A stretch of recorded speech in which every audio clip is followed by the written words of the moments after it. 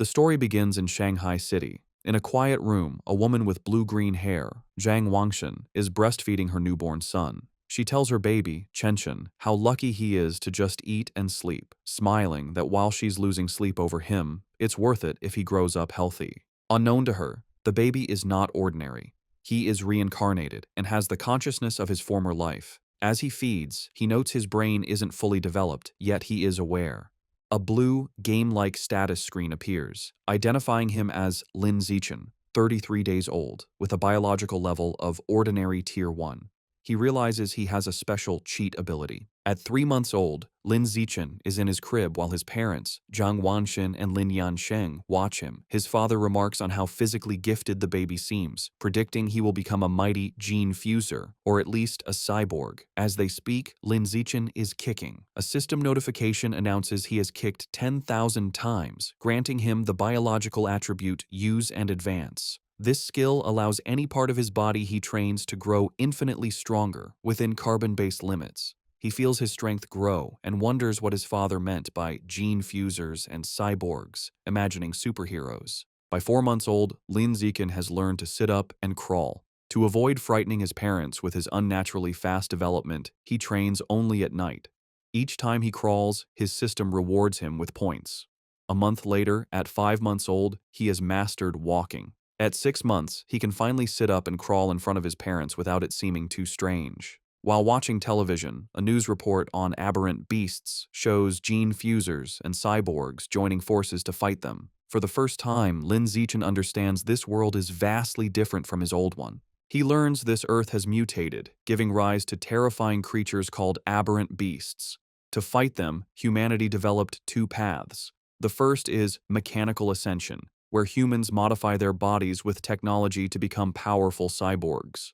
The second is gene modification, where humans fuse their genes with aberrant beasts, becoming gene fusers to fight monsters with their own power. Realizing the dangers, the reincarnated Lin Zichen resolves to use his system to grow up safely, evolve his abilities while laying low, and survive in this perilous world. One day, the doorbell rings. Zhang Wangxin opens it to a woman in a blue dress, Xu Ming, their new next-door neighbor. Xu Meng introduces her family, her husband, Shen Jianye, and their young daughter, Shen Qinghan, who clutches a doll. Lin Zichen looks at the little girl with purple hair. He acknowledges Shen Qinghan as his first friend in this new world, sensing their destinies will one day be tightly bound. Time passes, and Lin Zichen dedicates himself to training. At 7 months, thanks to his use and advanced skill, he has mastered running, jumping, and basic language by talking to himself, earning stat points for each activity. By 8 months, his training has progressed to doing sit-ups and push-ups in his crib. He is careful to practice only when his parents are not around. But one day, his mother, Zhang Wangxin, walks onto the balcony and is shocked to see her 8-month-old son doing sit-ups. She rubs her eyes in disbelief. However, being a web novel author, she dismisses it as a stress-induced hallucination. Lin Zichen immediately pretends to be asleep, breathing a sigh of relief and making a mental note to be more cautious. A few days later, while giving him a bath, Zhang Wangxian makes another shocking discovery. She screams for her husband, Lin Yansheng. When he rushes in, she points out that their 8-month-old son has defined abs. Lin Yansheng is stunned. He excitedly suggests their son might be a 1-in-a-million prodigy with a bright future as a powerful gene fuser or cyborg. Hearing this genius narrative, Lin Zichen is relieved his secret is safe, realizing how lucky he is to have 2 web novel authors for parents. Lin Zichen reflects that on this mutated Earth, he is not the only genius. He and his mother watch a news report about a 2-year-old from a martial arts family who can lift a 20 kilos dumbbell with one hand. Zhang Wangxin pulls her son close, proudly stating that her Chenchen is just as amazing. Lin Zichen is touched by his mother's confidence and wonders if he'll also be able to lift 20 kilos when he turns 2. By the time Lin Zichen turns 2, his training has paid off. He has kept a low profile while secretly developing his strength, easily lifting a 20 kilos weight with one hand in the storage room. His session is interrupted when his mother calls that Han Han, Shen Qinghan's nickname, is here to play. Startled, he puts the weight down and goes out. He opens the door to find Shen Qinghan, now also 2, offering him a tart. Lin Zichen internally remarks that due to their different mental ages, they don't play conventionally. While Han Han is a typical toddler, he uses every moment to train. He has found a unique way to spend time with her. Since she likes to stick close, she serves as a perfect custom-sized weighted vest for his exercises. There is, however, one recurring problem, which he is reminded of when he feels a warm wetness and cries out that Han has peed on him again. Another year passes. At age 3, Lin Zichen's strength has grown exponentially, and he can lift a 40 kilograms weight with one hand. While watching TV, he sees a report about a 4-year-old prodigy lifting a 30 kilograms dumbbell and notes with satisfaction that he is already stronger. Despite his progress, his system still shows his biological level as ordinary Tier 1. He wonders what it would take to reach Tier 2. With these questions in mind, he steps out of his house for the first time. The world outside is a stunning, futuristic cityscape with beastmen and cyborgs, which he assumes are the gene fusers and cyborgs he's heard about. Accompanied by his mother and their neighbors, Shumeng and Shen Qing'an, he heads to the library. Since his parents don't let him use electronic devices, books are his best source of information. At the library, his mother points him toward the children's section, but Lin Zichen heads for advanced encyclopedias, with a worried Shen Qing'an following. The mothers watch in confusion. Shumeng asks why he likes these books, and Zhang Wangxin guesses it's his genius genes. While Shen Qing'an offers him cookies, Lin Zichen is absorbed in his reading. Through the books, he learns that all life is categorized into 6 biological levels: ordinary, advanced, rare, epic, legendary, and mythical, each divided into 9 tiers. He realizes normal humans like his parents are at the bottom, ordinary Tier 1, as insignificant as ants compared to higher-level beings. This knowledge lights a fire under Lin Zichen. He must accelerate his training while maintaining his cover. His system alerts him to a new quest: read 100 million characters to be rewarded with the celestial root of wisdom. Excited to train both mind and body, he accepts. For the next year, Lin Zichen splits his time between physical training and voracious reading. At age 4, he and Shen Qing'an begin kindergarten, holding hands with the IR teacher, Ms. Zhang Mei. His hard work pays off. Soon after starting school, he breaks through to ordinary Tier 2. His physical prowess is immense. He can lift an 80 kilograms weight with one hand, high jump 1.2 meters, and sprint 100 meters in under 11 seconds. Outstanding stats for an adult, let alone a kindergartner. One day, he finds children surrounding a crying Shen Qing'an, calling her a bedwetter. Seeing his friend bullied, he knows he must act. He leaps dramatically into the center of the bullies. He glares and unleashes a terrifying threat. If anyone bullies Han again, he will pee on their bed every day. The childish but menacing threat works. The bullies burst into tears, vowing never to return to kindergarten. Shen Qing'an looks at her protector with admiration. This act unlocks a new achievement, the title of Kindergarten Kid King, and a new series of quests. He is delighted he can work on multiple quests at once. Half a year later, he completes his reading quest. Having read 100 million characters, he is awarded the Celestial Root of Wisdom, granting him a perfect eidetic memory and peak human learning ability. Time flies, and soon he and Shen Qing'an are almost 7, posing for their kindergarten graduation photo. Even during vacation, Lin Zichen does not rest, now strong enough to train with a massive 200-kilo barbell. During the vacation, his abilities reached new heights. He could leap over 2 meters high and had broken the 8-second barrier in the 100-meter dash with a time of 7.98 seconds. His mind was just as sharp. Boosted by his new attribute, he had already finished most of the elementary school curriculum. His new life began at Sunshine Elementary School. Because he was already self-studying advanced subjects, academic competitions were easy. He effortlessly took first place at the National Elementary School Academic Competition just to unlock his title as quickly as possible. Whenever he had free time, he would give Shen Qing'an private tutoring. Though not an exceptional talent, she was diligent. With his help, her grades improved dramatically, and after one semester, she was ranked second in the class, with Lin Zichen holding first place. To speed up his quest, he also participated in school sports meets, breaking every record. Just when he thought his school life would continue in this predictable routine, a special new transfer student appeared. The teacher introduced the newcomer, a girl with long, silvery blue hair named Bai Shui. Lin Zichen immediately knew she was different. As she stood in the doorway, he could sense a faint, unusual aura that did not belong to a normal human. As the new transfer student, Bai Shui, walks to find a seat, the other students watch her curiously. Shen Qing'an leans over to Lin Zichen, whom she calls Xiao Chen, and whispers about how pretty Bai Shui's hair is, like winter snowflakes. However, Lin Zichen is not in the mood to discuss aesthetics. As Bai Shui sits near him, his mind is on the strange, non-human aura he senses from her. He wonders if she could be a gene fuser or the descendant of one. In the following days, Baizue proves to be an enigma. She doesn't speak to anyone and lays her head on her desk the moment class ends, remaining motionless. She barely even gets up for the restroom. At first, students are curious, even taking photos with her while she sleeps. But as her behavior doesn't change, they lose interest, and the classroom returns to its routine. This peace is shattered over a month later. A bizarre phenomenon begins. Bai Shui starts to secrete a viscous, white liquid. The substance has a foul odor and drips down her clothes and legs. The other students react with disgust, complaining about the terrible smell. A mean-spirited boy sneers a crude comment about the liquid and then pours his water bottle over her head, claiming he's washing her out. Humiliated and soaked, Bai Shui clenches her fist on the desk, and tears stream down her face as she begins to cry, her shoulders shaking with silent sobs. The bullies erupt in cruel laughter at her distress. Watching from their desks, Shen Qinghan turns to Lin Zichen with a worried expression, asking if they can help poor Bai Shui. Lin Zichen is confused. He had sensed Bai Shui was dangerous, so he can't understand why she is crying. He agrees to help. As he walks towards the bullies, he reevaluates his assessment. While he still doesn't understand her, he realizes that for now, she isn't a threat. She is just a weak girl being bullied, and he has to step in. Lin Zichen walks up to the main bully and grabs him by the collar, calling out his name, Guan Chun. With a menacing smile, he orders the boy to wipe the water off Bai Shui's desk. Guan Chun is terrified and stammers that he'll wipe it up right away.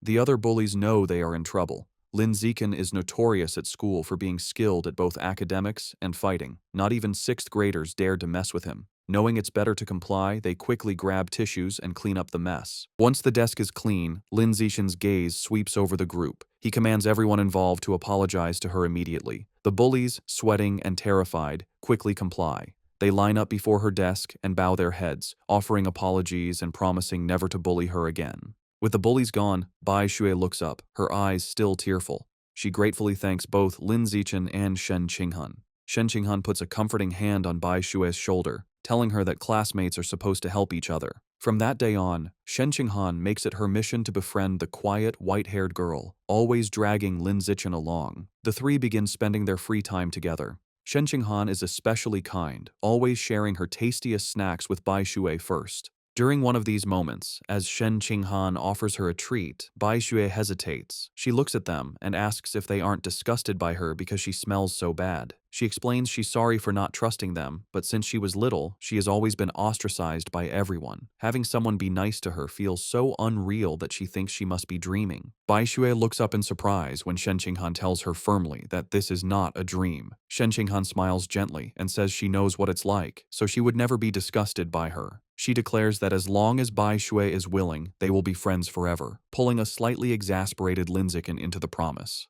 Overcome with emotion, Bai Shui tightly hugs Shen Qinghan. Tears of gratitude stream down her face as she thanks them for their kindness. After composing herself, she tells them she wants to give them a gift in return. She holds out a necklace with a pair of beast fangs, explaining it was a birthday present from her mother. She gives it to them, hoping it can be a symbol of their friendship. Shen Qinghan enthusiastically agrees, and the three children stand together in the schoolyard as the sun sets, joyfully declaring they will be friends forever. However, just as their newfound friendship was solidified, the unexpected happened. One day, Shen Qinghan is stunned to learn that Bai Shui has transferred out of the school. Lin Zichen confirms it, revealing that he saw her filling out the withdrawal papers. He flashes back to watching from the principal's office doorway.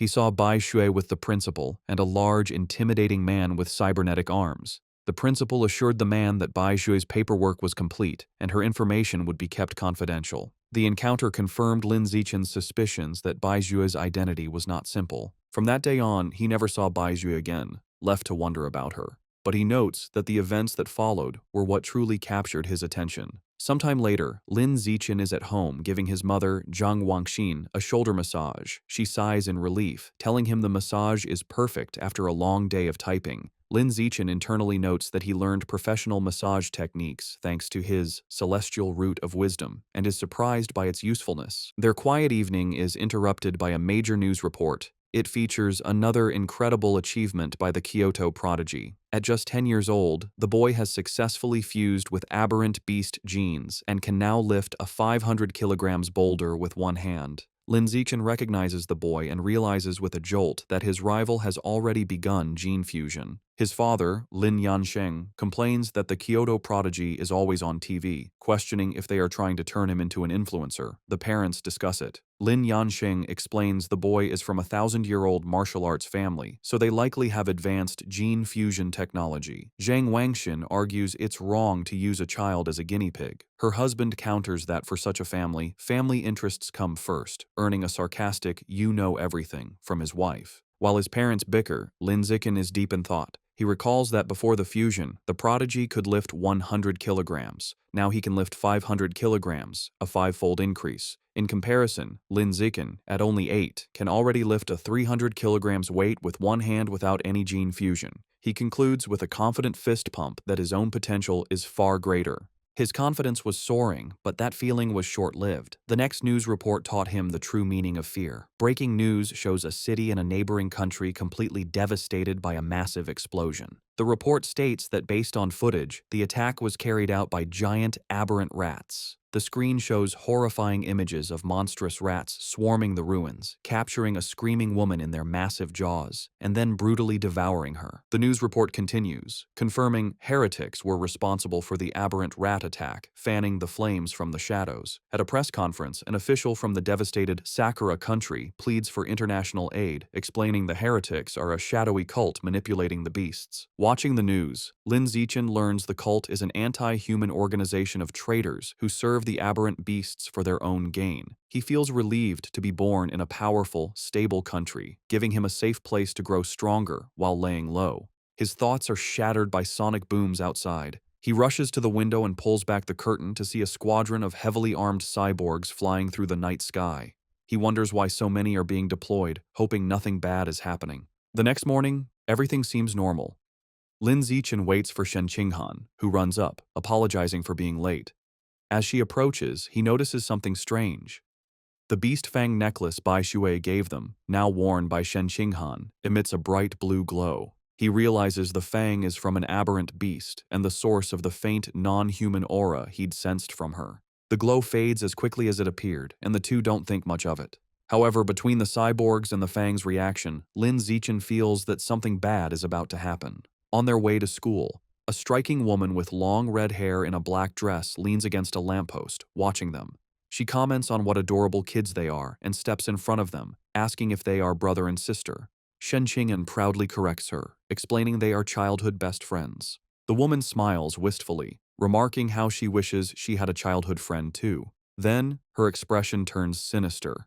She leans in, eyes glinting, and asks why they're going to school alone and where their parents are. As Shen Qinghan begins to answer, Lin Zichen quickly grabs her hand, cutting her off. He pulls her along, stating they're going to be late, leaving the mysterious woman behind. Once a safe distance away, he gently scolds Shen Qinghan, reminding her not to talk to strangers. She nods. After school, Lin Zichen leads them through a deserted alleyway. Shen Qinghan nervously comments on how creepy it is. Lin Zichen explains the area is scheduled for demolition, and everyone has already moved out. Their walk is interrupted by a familiar voice.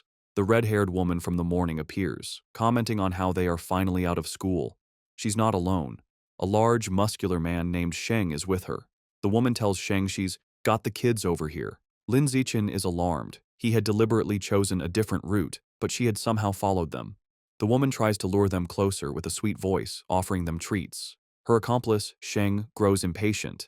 He tells her to stop talking and just knock the kids out so they can get it over with. Without another word, Sheng rushes toward them with a cloth, shouting he's in a hurry to sell them for cash. As he closes in, Lin Zichen shoves Shen Qinghan out of the way and squares up to face him. He clenches his fist and throws a powerful punch with all his might. The blow connects squarely with Sheng's face, stopping the larger man in his tracks. The immense force sends Sheng flying backward down the alley with a pained cry. The red-haired woman watches in utter disbelief, shocked that an elementary schooler could send a grown man flying. On the ground, Sheng coughs up blood, stunned. With Sheng down, Lin Zichen turns to the red-haired woman. Before she can react, he lands a solid punch to her midsection, followed by a powerful uppercut that knocks her unconscious. Standing over the defeated kidnappers, his expression hardens. He picks up a nearby brick, his intentions grim. He reasons that with no cameras in the deserted alley, he must finish them off. If they live, his superhuman powers will be exposed, ruining his plan to lay low and grow stronger. Just as he is about to deliver the final blow, the ground trembles violently. A powerful earthquake shakes the alley, catching them off guard. A moment later, a massive, clawed hand smashes through a nearby building wall. A monstrous giant aberrant rat emerges from the dust and rubble, towering over them. The beast ignores the children and looms over the unconscious woman, but instead of devouring her, it decapitates her with a swift swipe of its claws. The rat then picks up her severed head as Shen Qinghan screams in terror. Recognizing the danger, Lin Zichen scoops the horrified Shen Qinghan into his arms. He tells her it's a giant aberrant rat and they have to get to safety. He turns and sprints away, carrying her as they flee. As they escape, a flash of red and gold streaks through the sky. A female cyborg with blonde hair and rabbit ear attachments on her helmet dives into the alley. She moves with incredible speed, a blur of motion as she zips past the rat. Shen Qinghan, looking over Lin Zichen's shoulder, exclaims how unbelievably fast the cyborg is. The cyborg lands gracefully behind the monster. Facing the rat, the female cyborg prepares her attack. Her gauntlet glows as she charges her weapon and announces, "Anesthetic smoke." She fires projectiles at the monster, causing massive explosions that rock the alley. Lin Zichen shields Shen Qinghan from the blast. The aberrant rat is caught in the fiery explosions, roaring in pain, and is left dazed by the anesthetic smoke. Seeing her opening, the cyborg surges forward and finishes off the weakened beast in a flurry of strikes. Later, Lin Zichen watches a news report about the incident at home. He analyzes the fight, concluding the cyborg's power level probably isn't very high. He reasons she had to weaken the rat first, and it still took her 7 minutes to kill it. He reflects on the danger of giant aberrant rats, knowing they are tough creatures that can grow over 10 meters long and reach ordinary 5th tier. Fortunate that they escaped unharmed, the incident reminds him of the world's dangers. He resolves to increase his training to protect himself and those he cares about. He is later seen in his training space, doing weighted squats with a heavy barbell, his system rewarding him with points. Although the threat of aberrant rats looms, life continues. Soon, he and Shen Qinghan celebrate their 9th birthday with both families around a large cake. After making wishes, they exchange gifts. Thanks to his celestial root of wisdom, Lin Zichen had taught himself to carve in one night and crafted an intricate wooden hairpin for Shen Qinghan. She is overjoyed, placing it in her hair and exclaiming how much she loves it. Time passes quickly, and soon Lin Zichen and Shen Qinghan graduate from elementary school and start middle school. As they leave, his system notifies him that he has completed the Dominate 9 years of compulsory education achievement,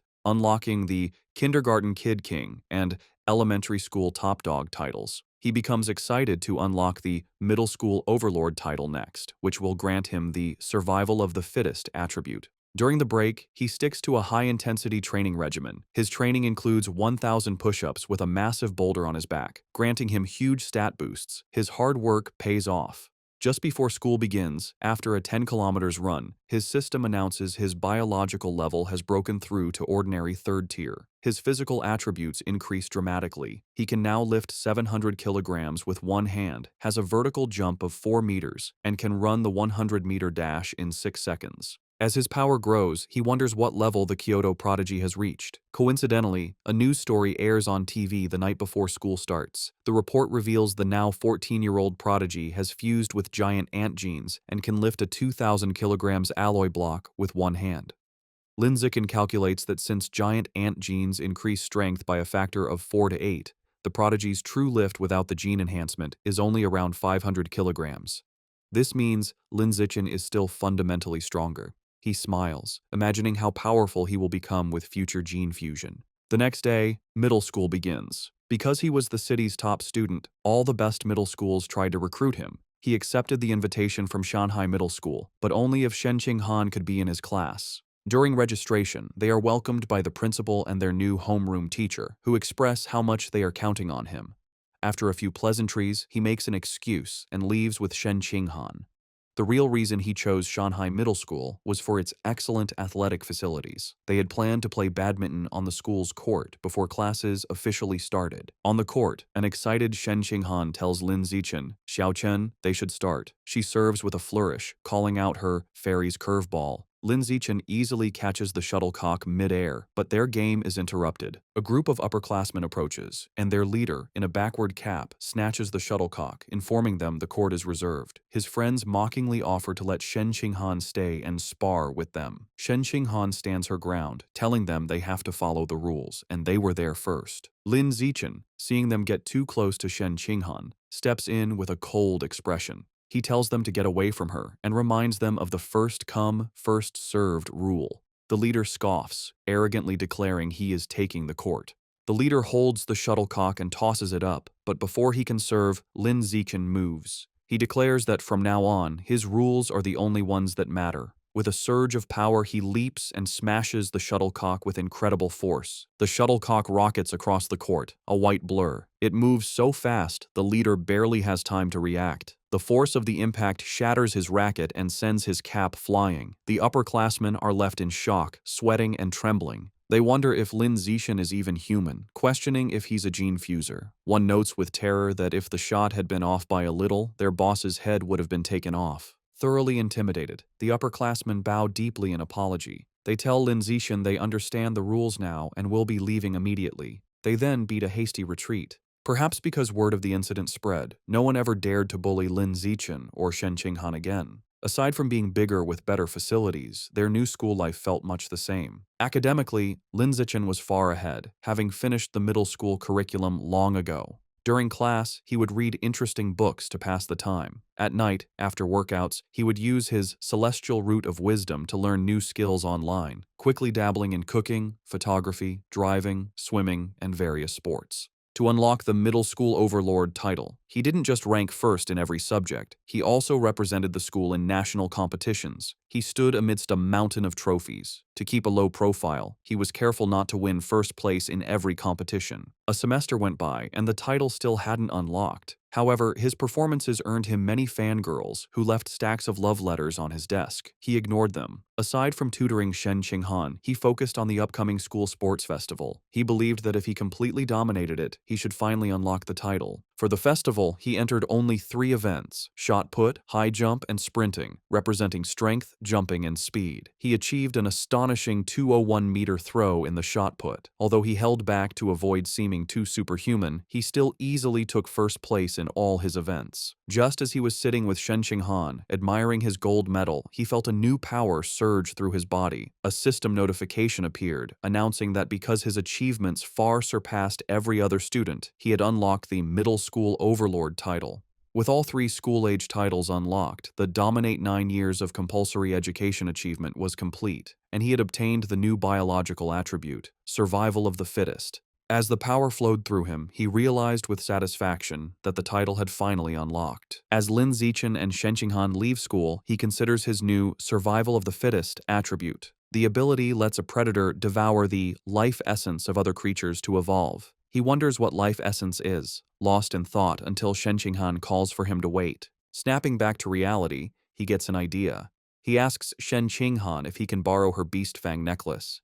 She agrees and hands it to him. The moment his fingers touch the fang, a system notification appears. It informs him he has devoured a trace of the abyssal giant butterfly's life essence, unlocking a new guidebook with 1% progress. A spectral image of a massive, dark butterfly with eyes on its wings appears around him. He is stunned to realize the fang is a butterfly's tooth. That night, hoping to learn more, he searches for abyssal giant butterfly online. To his surprise, the search returns no results. Realizing he'll have to study this exotic beast on his own, he remembers Bai Shui had given them a pair of fangs. He rummages through his bag and finds the second tooth. Holding the second fang, he once again absorbs its power. Another system notification confirms he has devoured a second trace of life essence, but the guidebook progress only increases to 2%. He looks at the fang with disappointment, realizing there isn't much life essence left in it. He concludes he must find another way to unlock the abyssal giant butterfly's full power. The next day after school, to boost his training and ensure a quick escape route from any aberrant beasts, Lin Zichen starts biking Shen Qinghan to and from school every day. As they leave the school grounds, a man calls out to him, "Zichen." The man, in a tracksuit, stops them and introduces himself as Coach Guo from the school's martial arts team. He praises Lin Zichen's performance at the sports meet as the best in school history. With great enthusiasm, Coach Guo formally invites him to join the team, insisting his athletic talent surpasses his academic abilities. He urges Lin Zichen to say yes, but also offers him time to learn about the team before deciding. Coach Guo speaks so quickly and passionately that Lin Zichen doesn't get a chance to say no. Waving goodbye as they ride off, the coach tells them the martial arts team is in room C of the gym and that he'll be waiting for him if he's free to visit the next day. As the sun sets, Lin Zichen is back in his room, ready to test his new ability. He claps his hands, squashing a cockroach and a mosquito he found. He opens his hands to examine the dead insects, but feels no power surge. He realizes killing such small, ordinary creatures didn't trigger the skill. He deduces that only powerful or exotic beasts carry enough life essence to be devoured for his evolution. To verify his new theory, Lin Zichen decides to visit a supermarket that sells beast meat. With Shen Qinghan on the back, he bikes them into the city. They soon arrive at a large, multi-story supermarket. Inside, they walk through the aisles, and Lin Zichen notes that while there is plenty of beast meat, it's all pre-packaged. He knows he can't test his theory without touching the meat. Just as he's feeling frustrated, he hears a butcher advertising fresh-cut beast meat. He spots a counter with a sign reading, "Fresh beast meat, not pre-packaged, safe to eat," where a butcher is cutting up large sides of meat. Telling a confused Shen Qinghan to wait, he says he's going to check out the meat. He doesn't explain further, eager to confirm his suspicions, and rushes to the counter. He reaches out and places his hand on a slice of freshly cut beast meat. The moment he makes contact, a powerful surge of purple energy flows into him. Just as he thought, the beast meat contains a strong surge of life essence. He clenches his fist in excitement, a wide grin on his face. Shen Qinghan watches, bewildered, wondering why he is so excited just from touching meat. She approaches him with a look of confused concern, asking how the meat feels. Trying to play it cool, Lin Zichen casually tells a bewildered Shen Qinghan that the meat just feels fresher than normal and asks if she wants to touch it too. She frantically waves her hands and refuses, saying he has touched it enough for both of them. Having confirmed his theory, Lin Zichen decides to buy some of the beast meat to try at home, surprising Shen Qinghan. He isn't surprised by her reaction, knowing beast meat is incredibly expensive. Even the cheapest option, the ghost shadow squid, costs nearly 1,000 yen per jin. Deciding to go with the squid, he picks up a package. Shen Qinghan panics at the price, telling him it's too expensive and that he should ask his mother first. Lin Zichen simply smiles and pats her head reassuringly. He tells her not to worry, making up a lie that his mom had already told him to buy plenty for both of their families. A flashback shows his mother, Zhang Wangshan, happily agreeing to cook a feast. Internally, Lin Zichen admits that while sharing is part of his plan, his other, more important reason is to test if he can absorb life essence through consumption, as he worries direct absorption might spoil the meat. At the checkout, he buys 3 packages of the ghost shadow squid for a hefty 29.94 yen. The female cashier thanks him. As they leave, Lin Zichen thinks about how expensive the meat was, wondering when they'll be able to afford it again. By the time they finish shopping, it is after 9 p.m. Knowing the city has been chaotic lately, they decide to head straight home for safety. On the ride home, Lin Zichen can't stop thinking about his experiment. Unable to wait, he discreetly places his hand on the package of meat in the basket. He immediately feels a familiar surge of purple energy. His system confirms he has devoured a trace of the ghost shadow squid's life essence. A new guidebook for the creature is unlocked, but his progress is only 0.1%. A spectral image of the menacing, multi-eyed squid appears in his mind. As they bike through the quiet streets, he does some mental math. He realizes devouring a small amount of meat only unlocked a fraction of its power. He estimates he'd need to devour 100 jins to reach 100% on the guidebook, costing a staggering 100,000 yen. He considers the squid's special ability, to dissolve into water and vanish, and decides the powerful skill is worth the price. His course is clear. He needs to make a huge sum of money, as he can't ask his family for that much. He then remembers his second reason for buying the meat, to test if absorbing its life essence would cause it to spoil. He glances at the package. It's been a while, but the meat looks perfectly fresh. He grins, delighted that absorbing the essence doesn't ruin the meat. As he continues to absorb its power, his progress bar for the squid climbs to 3%. His concentration is broken when Shen Qinghan shouts a warning. He slams on the brakes, screeching to a halt just inches from a couple in the bike lane, and apologizes. He scolds himself for not watching where he was going, then wonders why the lane is so crowded. Shen Qinghan points ahead. They see a tense standoff. A muscular, red-haired man is holding a woman hostage at knife point. Shen Qinghan recognizes the hostage in terror as their teacher, Chao Mei. The man shouts threats at the crowd. The area is surrounded by police officers who try to de-escalate the situation through a megaphone. The police captain holds back an officer, Ah Bing, telling him not to shoot recklessly. The captain explains the target is too close to the hostage and using her as a shield, making a clean shot impossible. The officer suggests sleeping gas, but the captain rejects it, fearing it would provoke the suspect before it could take effect. While the police hesitate, Lin Zichen decides to act. He discreetly picks up a small rock from the pavement and flicks it with incredible speed and precision. The rock strikes Officer Ah Bing's gun, causing it to misfire. The stray bullet hits the hostage-taker's hand, forcing him to cry out and drop his knife, releasing Teacher Cao Mei. Seizing the opportunity, the police captain yells for his team to move in. The officers rush forward and swiftly arrest the disarmed suspect, while a female officer comforts the terrified but unharmed Teacher Cao Mei. As the situation is controlled, Lin Zichen quietly gets back on his bike. Shen Qinghan looks at him with wide, questioning eyes and asks if he threw the rock. He quickly shushes her, saying they should leave and talk later, and they pedal away. Just as they are about to get away, a voice commands them to stop. The police captain calls out, asking if Lin Zichen was the one who threw the rock. Panicked at being caught, Lin Zichen quickly denies everything with a nervous smile. The captain watches them pedal away, finding it strange that someone wouldn't want to admit to a good deed. He muses aloud that there's a reward for bravery. The word reward instantly catches Lin Zichen's attention. Needing money, he slams on his brakes, skids to a halt, and rushes back to the captain. He sheepishly retracts his denial, admitting he threw the rock and explaining that the money is really important to him. The captain tells him to come to the station to make a report, promising to help him apply for the reward. After informing their families, Lin Zichen and Shen Qinghan prepare to head to the police station. He assumes everything will go smoothly, but as the police lead the cuffed suspect away, something goes horribly wrong. The suspect's face begins to twist grotesquely. The police realize with horror that he's a heretic and is mutating into a giant aberrant rat right before their eyes. The monster breaks its cuffs and goes on a rampage, swiping its massive claws at the officers. The police captain gets on his radio, ordering all forces to open fire but to protect the civilians. The officers unload their weapons, but the bullets have no effect. A frantic report comes in, identifying the heretic as having fused with Rat King genes and calling for immediate backup.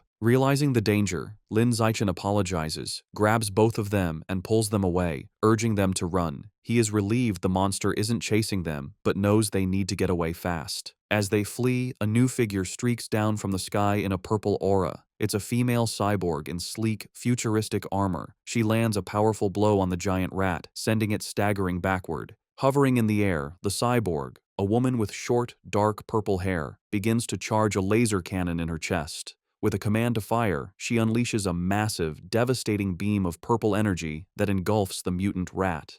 The creature roars in agony as it is completely disintegrated, leaving nothing but scorched remains. Lin Zichen watches, stunned by the cyborg's incredible power. With the threat gone, Teacher Cao Mei and Shen Qinghan breathe sighs of relief. Lin Zichen, however, is more concerned about his bike, noting with relief that the blast didn't hit it, which would have been a huge financial loss. Just as the tension subsides, he has a sudden realization. He looks into the bike's basket and sees the expensive ghost shadow squid meat has spoiled, giving off a foul smell.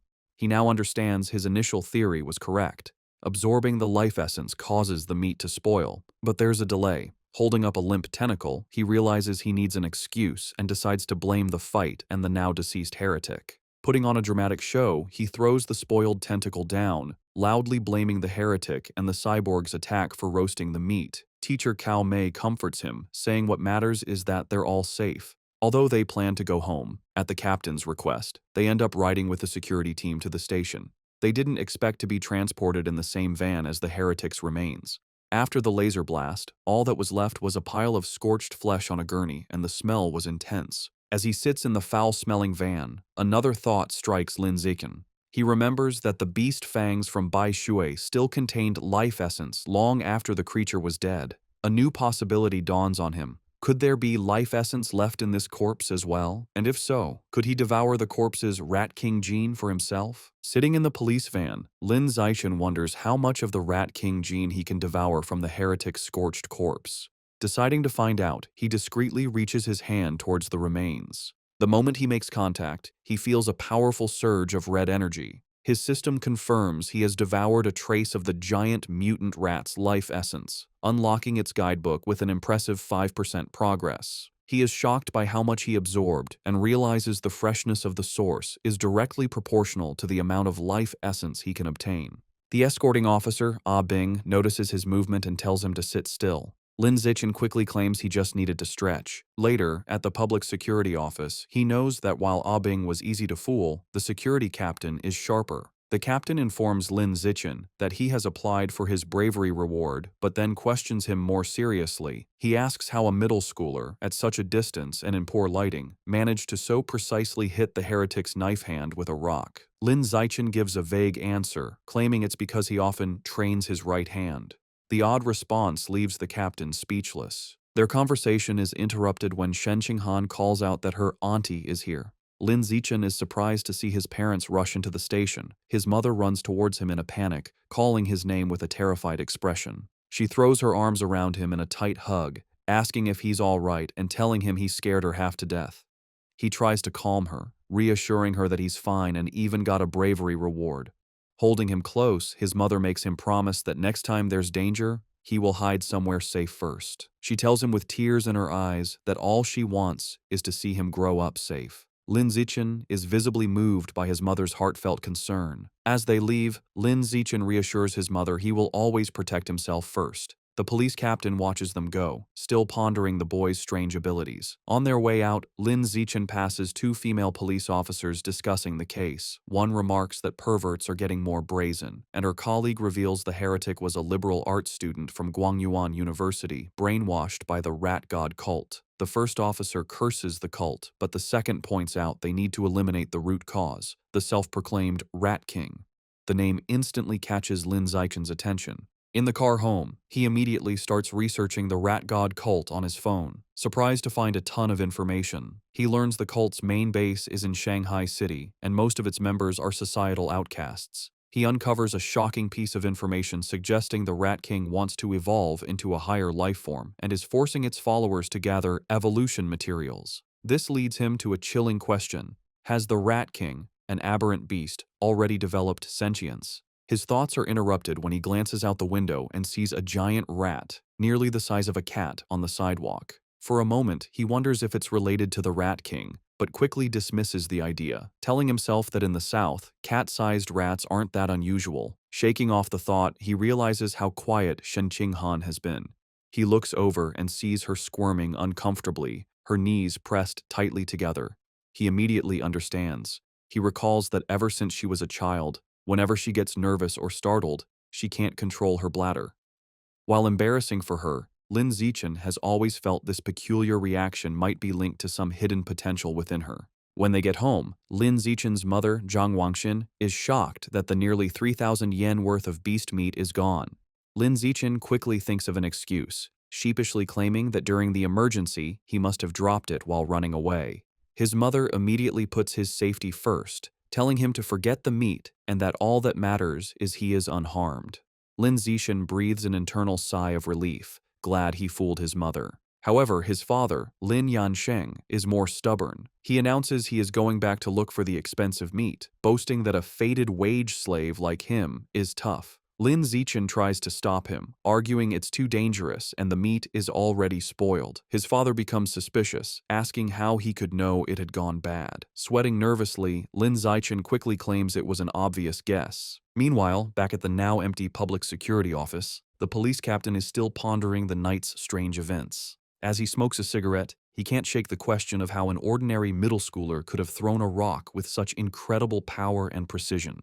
Suddenly, he hears a strange noise from the corner. His eyes widen in shock as he sees a massive rat, far larger than any normal rodent, perched on top of the filing cabinets. Before he can react, the giant rat leaps down. The captain instantly draws his pistol and opens fire. The confrontation is swift and violent, ending in a bloody blur. The next day in class, Lin Zichen sighs at his desk. Reflecting on the previous night, he concludes he is still too weak compared to the powerful heretic and the female cyborg. He needs to make money fast to buy more beast meat like the ghost shadow squid to fill his guidebook's progress bar. He considers becoming an influencer or selling study materials, but dismisses the idea as too flashy and against his goal of keeping a low profile. Suddenly, an idea strikes him. He remembers that in this world, martial arts and gene fusion are more important than academics.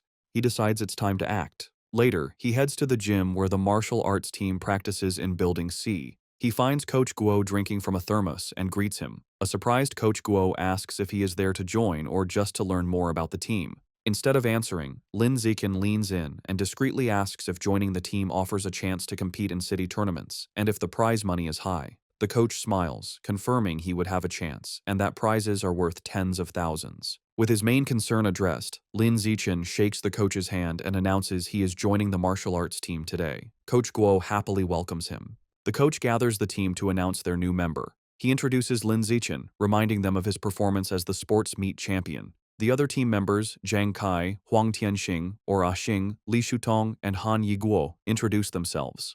Finally, Lin Zichen introduces himself. Since Lin Zichen has no formal martial arts training, Coach Guo demonstrates basic fist and leg techniques. The coach explains the moves look simple but are difficult to master, noting that the team's fastest learner, Li Shutong, took a week to perfect them. He then encourages Lin Zichen to try. Lin Zichen assumes a ready stance.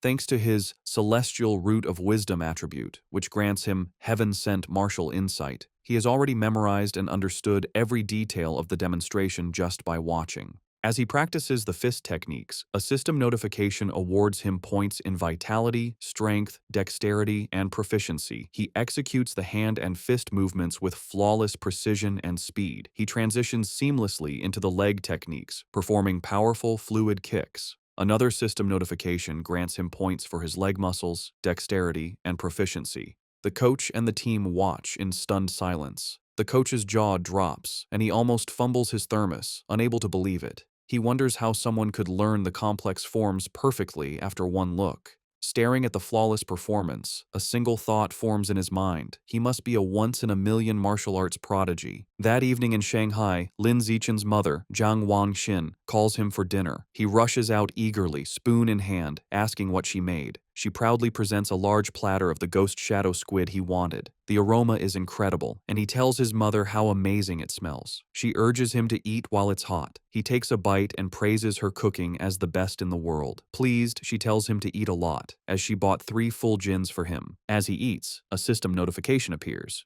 He has devoured a trace of the ghost shadow squid's life essence by consuming it, bringing his guidebook progress to 3.01%.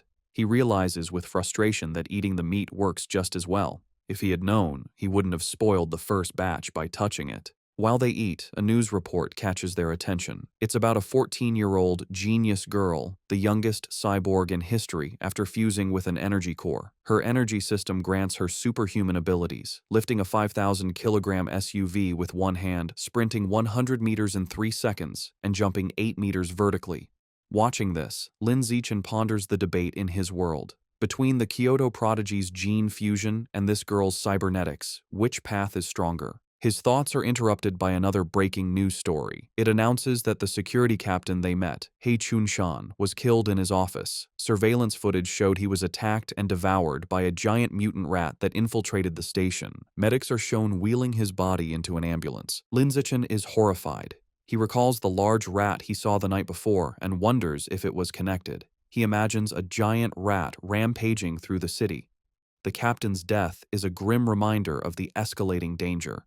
Staring intently, Lin Zichen decides he must intensify his training immediately. Following the police captain's death, Lin Zichen dedicates himself to a grueling training regimen. After intense practice, he can now sprint 100 meters in a blistering 4.61 seconds. His physical power has skyrocketed. His vertical jump is 5.3 meters, and he can lift an astounding 1,200 kilograms with one hand. In addition to his personal training, he continues his martial arts practice with the school team, hoping to boost his strength quickly for the upcoming tournament. The next morning at school, he heads to the gym to practice, with a curious Shen Qinghan tagging along. On their way, a girl with pink hair warmly greets Lin Zichen and offers him a bottle of fresh milk. He politely declines, thanking her, and walks past with Shen Qinghan, leaving the girl disappointed. Watching from a distance is his teammate, Zhang Kai. He clenches his fist in anger, resentful that the person who beat him at the sports meet is rejecting a gift from the girl he admires. Unable to contain his frustration, Zhang Kai rushes forward and blocks their path. He confronts Lin Zichen, scolding him for his poor manners and for hurting the girl's feelings. When Lin Zichen calmly explains he is allergic to milk, Zhang Kai refuses to believe him and calls him a liar. Enraged, Zhang Kai points at Lin Zichen and challenges him to a spar. He sets the terms. If he loses, he will never bother Lin Zichen again, but if Lin Zichen loses, he must drink the whole bottle of milk. Just as the challenge is issued, a new system notification appears. A new achievement mission has been triggered. Defeat 1,000 different opponents in formal competition for the survival of the fittest biological trait. A sly grin spreads across Lin Zichen's face. This is the opportunity he has been waiting for. Surrounded by a menacing purple aura, he accepts the challenge, his eyes glinting with anticipation as he agrees to the spar. Word of the duel spreads quickly through the school. Two students excitedly decide to go watch the fight between the popular junior, Lin Zichen, and a senior. By the time they are ready, the gym is packed with onlookers in a large circle around the sparring area. The crowd is clearly on Lin Zichen's side. Many of his female fans cheer him on, telling him to teach his opponent a lesson, including the pink-haired girl from earlier who gets her phone ready. Zhang Kai scoffs, annoyed that everyone assumes he will lose. He internally admits Lin Zichen's talent has grown incredibly over the past month. He sees this duel as his last chance to put the rising genius in his place and show off his own strength. In contrast to his opponent's intensity, Lin Zichen seems unfazed. He casually states that he needs to go home for dinner and asks if they can make the fight quick. Taking this as an insult, Zhang Kai smirks and agrees to grant his wish. Coach Guo steps between them to officiate. He raises his hand to start, reminding them of the rules. However, before the fight begins, Zhang Kai shouts for them to wait. With a condescending grin, he offers Lin Zichen a handicap. He points out that he has trained for nearly 2 years, while Lin Zichen is a novice of only a month. To be fair, he declares he will let Lin Zichen have the first 3 moves. Lin Zichen simply agrees. The moment he agrees, Lin Zichen explodes into motion. He closes the distance in a blur, catching Zhang Kai by surprise. Before his opponent can raise his guard, Lin Zichen unleashes a single devastating punch. The blow connects with brutal force, sending blood flying from Zhang Kai's nose. He is knocked out instantly, collapsing unconscious on the gym floor. The entire gym is stunned into silence. Coach Guo's jaw drops as he stares in disbelief, shouting that the fight was over in one punch. The rest of the martial arts team and the crowd are equally shocked, calling the outcome ridiculous, unable to process that the duel was over in a single second. The silence is broken by a roar of celebration. Shen Qinghan throws her fist in the air, ecstatically cheering for Lin Zichen's victory. The other girls, including the one with pink hair, join in, shouting about how amazing he was. Standing over his defeated opponent, Lin Zichen receives a system notification. It informs him that by defeating a rival and winning the affection of the opposite sex, he has obtained priority mating rights. More importantly, his new mission progress is now 1,000. He reflects that he has a long way to go to unlock the natural selection attribute. To speed up his progress, he turns to the remaining, terrified members of the martial arts team. With a friendly but unsettling smile, he suggests they should all spar as well. The team members stare back, their faces pale with horror. Immediately, they all start making pathetic excuses. One has cram school, another's mother is waiting for dinner, while others pretend to feel sick. Before they can flee, Zhang Kai struggles to his knees. He refuses to accept his loss, furiously accusing Lin Zichen of a sneak attack and vowing to crush him in a rematch. Coach Guo steps in, telling Zhang Kai to accept his loss like a man. The coach then wonders aloud if the punch was just a lucky shot, deciding to test the theory on another team member named Xiao Lizi. Hearing his name, a spiky-haired boy freezes in terror. Though he assumes a fighting stance, he is clearly terrified, begging Lin Zichen for mercy and not to hit his face. 10 minutes later, the results are clear. Several martial arts team members are lying unconscious on the gym floor. Lin Zichen stands over them, noting he made sure not to go too hard on them and just exchanged a few blows. However, when he checks his system again, he is disappointed. Aside from the initial victory, none of the other spars counted toward his achievement. The rival count remains at 1,000. He realizes friendly sparring isn't enough. He has to defeat rivals in an official competition. As he thinks about this, a hand claps his shoulder. Coach Guo grins manically, declaring that Lin Zichen is a true genius. He exclaims that in just over a month, the newcomer has become the team's ace. Filled with new confidence, the coach proclaims that with Lin Zichen leading, their school will crush all others and take first place at this year's regional martial arts tournament. As Coach Guo celebrates, Lin Zichen has a moment of clarity. He realizes the coach is right. The upcoming tournament is the perfect opportunity to face many official opponents at once. He becomes determined, understanding that as long as he defeats them in an official competition, each victory should count toward his progress. His thoughts are interrupted when a defeated Zhang Kai calls his name. Having regained consciousness, Zhang Kai stands, points at Lin Zichen, and formally accepts his loss with a bizarre and overly graphic declaration of submission. His strange words leave everyone, including Shen Qinghan, Coach Guo, and Lin Zichen, completely shocked and disturbed. With the duel over, the spectators and coach quickly flee, leaving a bewildered Zhang Kai alone, complaining he hadn't finished his speech. In this world, high schoolers must choose between martial arts or academics. Given the world's dangers, the martial arts class is considered the superior choice. Determined not to be left behind, Shen Qinghan decides to join the martial arts class and begins training rigorously with Lin Zichen. Their daily routine is intense. They start with a 3,000-meter run, followed by an hour of hand-to-hand combat practice. After that, they do sit-ups and push-ups to build strength. To conclude each session, Lin Zichen gives Shen Qinghan a massage to relieve her muscle tension. Of course, Lin Zichen doesn't slack on his own training. He pushes himself to the limit daily, driven by the goal of winning the tournament and unlocking the natural selection attribute as quickly as possible. 1 month later, all their hard work is about to be tested. The day of the regional martial arts tournament has arrived, and a determined Lin Zichen is ready to compete.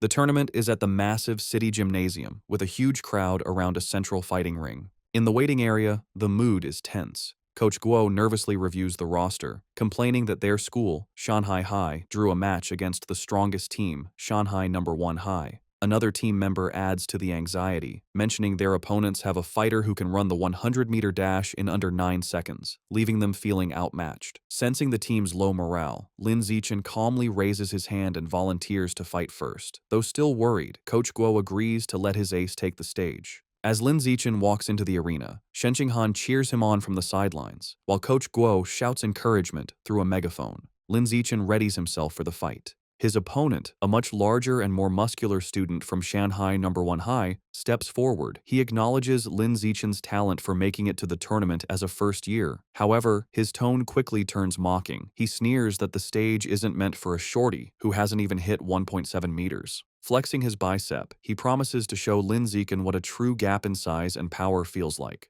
The referee signals for the duel to begin. The large opponent rushes forward, unleashing a powerful punch. To his shock, Lin Zichen doesn't retreat. He effortlessly sidesteps the blow and counters with a swift punch to his opponent's chest. The impact is devastating. The force sends the massive student flying backward across the arena, knocking him out cold. The announcer stares in stunned silence before stammering a victory for Lin Zichen. On the sidelines, Shen Qinghan jumps to her feet, cheering that her Xiao Chen was amazing. The rest of the Shanghai High team erupts in celebration, mobbing their coach and shouting that Lin Zichen is insane, dismissing his opponent's strength as dead muscle. Meanwhile, on the other side, the coach for Shanghai No. 1 High is furious. He berates his defeated student for charging in blindly without using his footwork. Back in the ring, Lin Zichen receives a system notification confirming he has defeated another tournament rival, improving his ranking and bringing his elimination count to 2-1,000. He clenches his fist, satisfied that these matches are what he needs to advance. The opposing coach, determined to stop this, calls his next fighter forward, a boy named Chen Feng, and orders him to crush the first year as quickly as possible.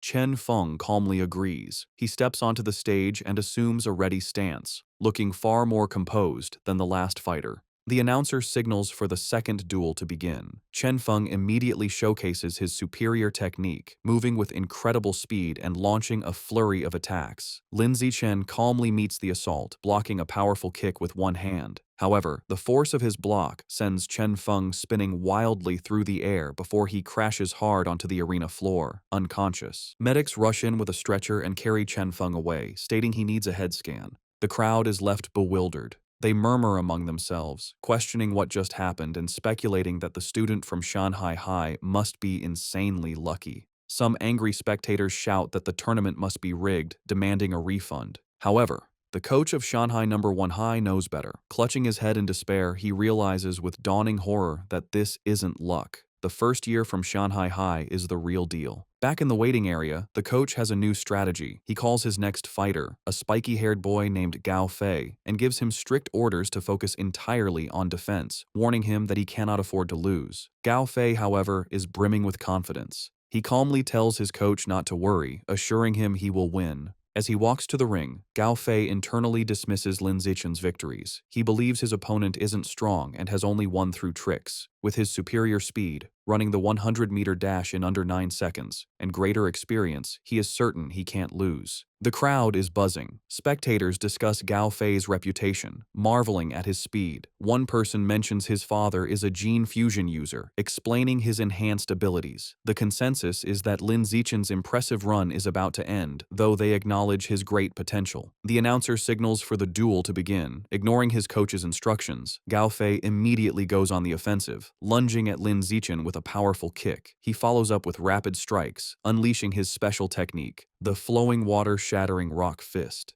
His coach watches in fury, shouting at his disobedient student for attacking. Gao Fei scoffs at defense, believing a genius like him doesn't need it. Meanwhile, Lin Zichen, easily evading the blows, finds the technique interesting and decides to learn it on the spot.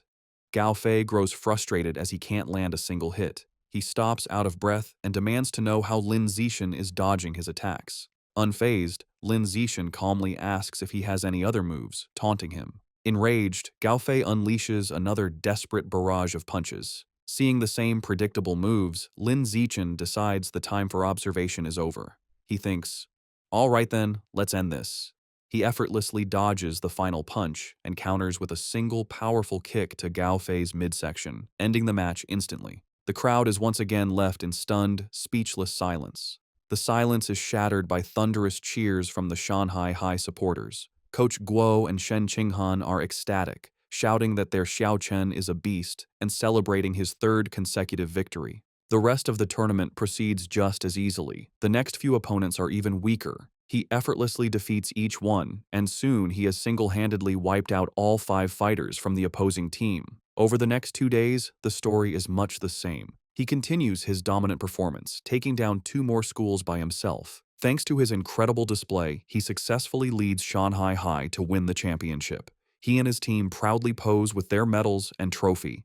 However, as he checks his system, his rival count is only 16,000. He realizes with disappointment that at this rate, it will take years to unlock the natural selection attribute. Despite his slow quest progress, there is a silver lining. He didn't expect Coach Guo to be so generous, but he gets the bulk of the tournament prize money, a full 20,000 yuan. Combining this with prize money from academic competitions, he now has around 30,000 yuan. That money doesn't last long. He immediately spends it all at the supermarket on a massive supply of ghost shadow squid meat. For the next several weeks, he devours the expensive meat at every meal. After consuming 30 jin, his codex unlock progress for the ghost shadow squid reaches 33%. His intensive training and consumption of beast meat pay off. By his second year of middle school, he breaks through to the next level, advancing from ordinary Tier 3 to Tier 4. His physical abilities reach new heights. He can now effortlessly lift 1890 kilograms with one hand, jump 5.65 meters vertically, and sprint 100 meters in just 4.49 seconds. Time flies, and soon he and Shen Qinghan graduate from Shanghai's middle school division.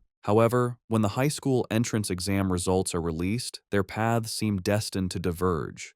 A heartbroken Shen Qinghan sits in her room, crying. She asks Lin Zichen why, after all her hard work, they can't go to the same high school anymore. He explains that while he ranked first in both liberal arts and martial arts, and her academic scores were excellent, her martial arts score wasn't high enough for the elite class at Shanghai High. As he comforts the crying Shen Qinghan, she asks what will happen now. He tells her the principal of Shanghai High is coming to his house, likely to recruit him, and asks if she will come. Feeling hopeless, she tearfully replies that it has nothing to do with her, as the principal is obviously only coming for him. Taking her hand, Lin Zichen pulls her up and leads her out of the room. He tells her not to worry. He has a plan. He reveals his one condition for staying at Shanghai High. Shen Qinghan has to be his desk mate. As promised, the principal of Shanghai High visits Lin Zichen's home. She, his mother, and Shen Qing'an discuss his future for several hours, with the principal expressing how much she wants him to stay at her school. As the meeting concludes, the principal stands to leave. As a final offer, she tells Lin Zichen that if he agrees to stay, she will grant any request he has.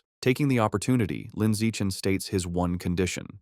Shen Qinghan must be allowed to continue in the same class with him. The principal looks at the nervous Shen Qinghan and confirms her name. Without hesitation, she agrees. With a smile, she tells them both to report to Shanghai High together for the new school year. Overjoyed, Lin Zichen and Shen Qinghan thank her. With their high school future secured, Lin Zichen participates in his final junior high martial arts tournament. As expected, his overwhelming power easily leads his team to another championship. He decides to use the prize money to finally unlock the Ghost Shadow Squid Codex. He was only 20% away, and the new prize money was enough to max out the progress bar. Unsure what might happen, he travels to a secluded forest outside Shanghai for safety. Deciding not to waste time, he begins devouring the life essence from the last of the squid meat. A powerful blue energy surrounds him as a system notification confirms he is absorbing a large amount of essence. His eyes widen as he feels a final surge of power, and the Codex progress bar hits 100%. A new notification announces he has unlocked the Ghost Shadow Squid Codex and obtained a new biological attribute, Blessing of Liquid Affinity. The ability enhances his affinity with water, allowing him to move freely and even vanish in aquatic environments. However, as the power settles, he stands in the quiet forest holding the limp squid tentacles and feels his new ability is kinda underwhelming. Still feeling underwhelmed, Lin Zichen tests his new ability in a nearby pond. He finds his Blessing of Liquid Affinity has some benefits. He can soak for long periods without his skin wrinkling, and swimming is much easier with reduced water resistance. However, there are no other noticeable effects. He sits in the water and rationalizes that since the Ghost Shadow Squid is a low-tier beast, it's fair the ability isn't very powerful. He resolves that to get better attributes, he will either have to save up for higher-grade beast meat or become strong enough to hunt powerful wild mutant beasts himself. The memory of the terrifying giant mutant rats strengthens his resolve, and he clenches his fist, determined to grow stronger. With less than a week before school begins, Lin Zichen's mother and Shen Qinghan's family decide to go on a trip. To better study his new liquid affinity, Lin Zichen suggests they go to the beach. As they stand in the ocean, Shen Qinghan shivers and complains the seawater is cold. Lin Zichen, however, feels perfectly at home. He tells her to ease into it and then dives into the water, swimming with incredible speed. As he moves, his system rewards him with stat points for swimming and diving. From the shore, a nervous Shen Qinghan calls out, asking him to teach her how to swim. Lin Zichen pops his head out of the water, suddenly remembering his childhood friend doesn't know how yet. He begins patiently teaching her the basics. Given her average athletic talent, he assumes she will struggle. However, Shen Qing'an proves him wrong. She excitedly exclaims that swimming is surprisingly easy and that she learned it right away, diving effortlessly. She swims gracefully and surfaces with a look of shock, surprised she can dive without any instruction. Lin Zichen watches in shock as a strange blue aura of water seems to emanate from her. After she surfaces, she excitedly tells him how amazing it feels.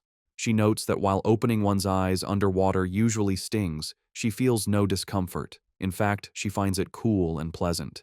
Her words leave Lin Zichen deep in thought. He watches her swim away, finding the situation unusual. He reasons that even with a natural talent for water, there's no way she could have mastered all the skills so instantly. Her rapid learning is simply not normal. Suddenly, a realization dawns on him. He recalls her lifelong problem with bedwetting when nervous. He wonders if this weakness is actually a sign of a powerful, innate water affinity she was born with. The idea excites him. He becomes convinced she might possess some kind of special cultivation body, like a character from his parents' Xianxia novels. To test his theory, they continue diving. Her performance shocks him even more as they explore the underwater world. He notes they have been holding their breath for over 10 minutes, an incredible feat for a beginner like Shen Qinghan. As they swim, Shen Qinghan's expression suddenly changes. A strange, swirling sound begins to vibrate through the water around her. Both look up, trying to find the source. They surface abruptly, and Shen Qinghan cries out as the glowing blue water swirls around her. Later that night, as they walk along the beach, Lin Zichen asks what happened.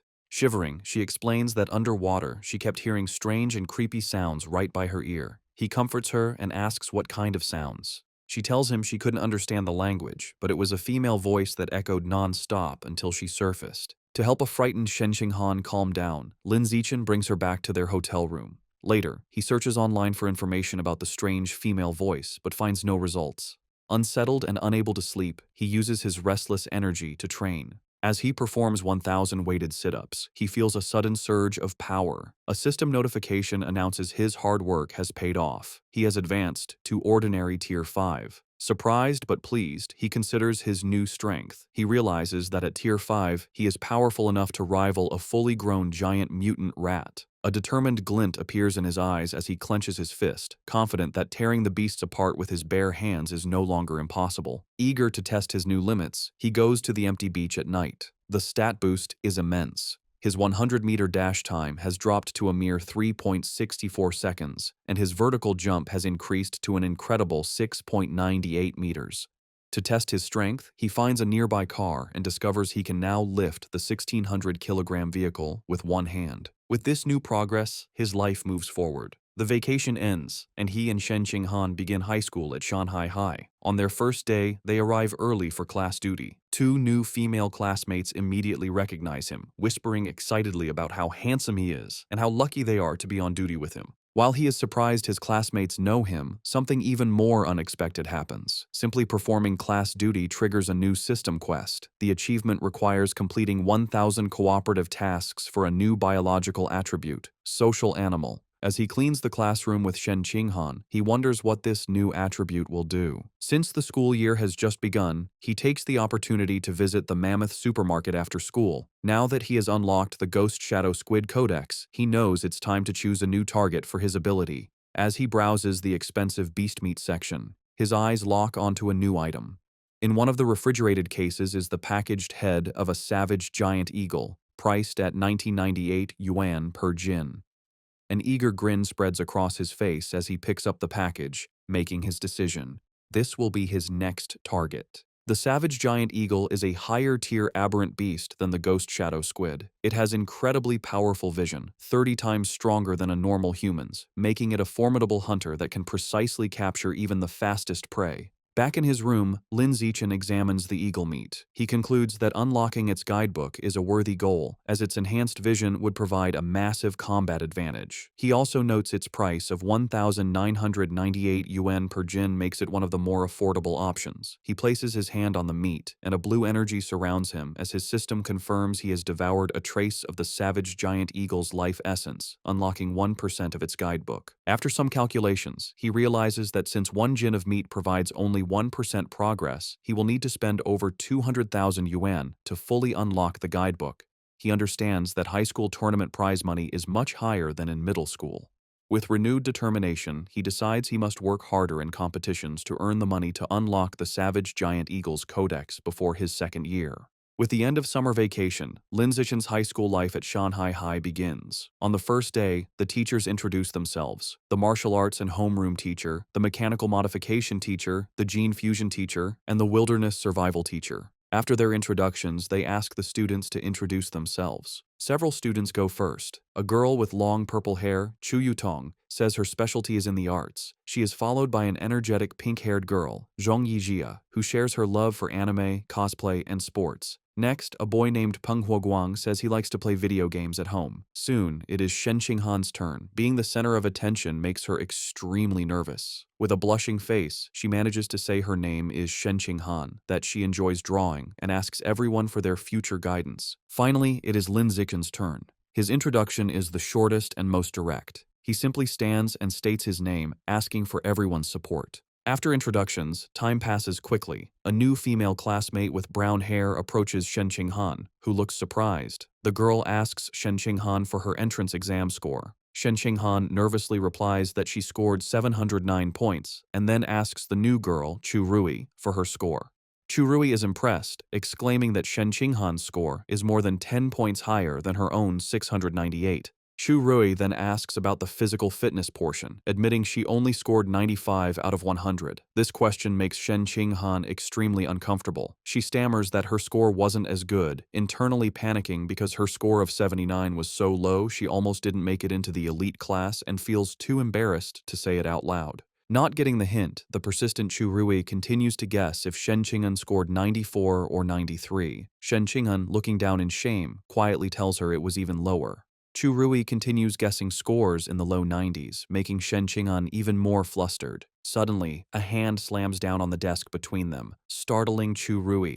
It's Lin Zichen. He smoothly leans in and asks the flustered girl if he can add her on WeChat. Surprised and thrilled that a handsome boy is giving her attention, she eagerly agrees. From her seat, Shen Qing'an breathes a sigh of relief, grateful that Lin Zichen saved her from the awkward conversation. Lin Zichen then turns to another male classmate, Hey Yu, and also asks to exchange contact information. After adding them, he creates a 4-person group chat. A system notification immediately confirms he has successfully created a group, completing another cooperative task. His progress for the social animal achievement is now at 2 out of 1,000. He reflects that this quest is surprisingly easy. After creating the group chat, the 4 new friends start to get to know each other. He Yu reveals he is from the neighboring Nanyuan city and comes from a prestigious martial arts family that runs a dojo. He even proudly mentions placing 8th in the Nanyuan City Youth Martial Arts competition. Chu Rui shares that her family owns a chain of clothing stores, making her wealthy.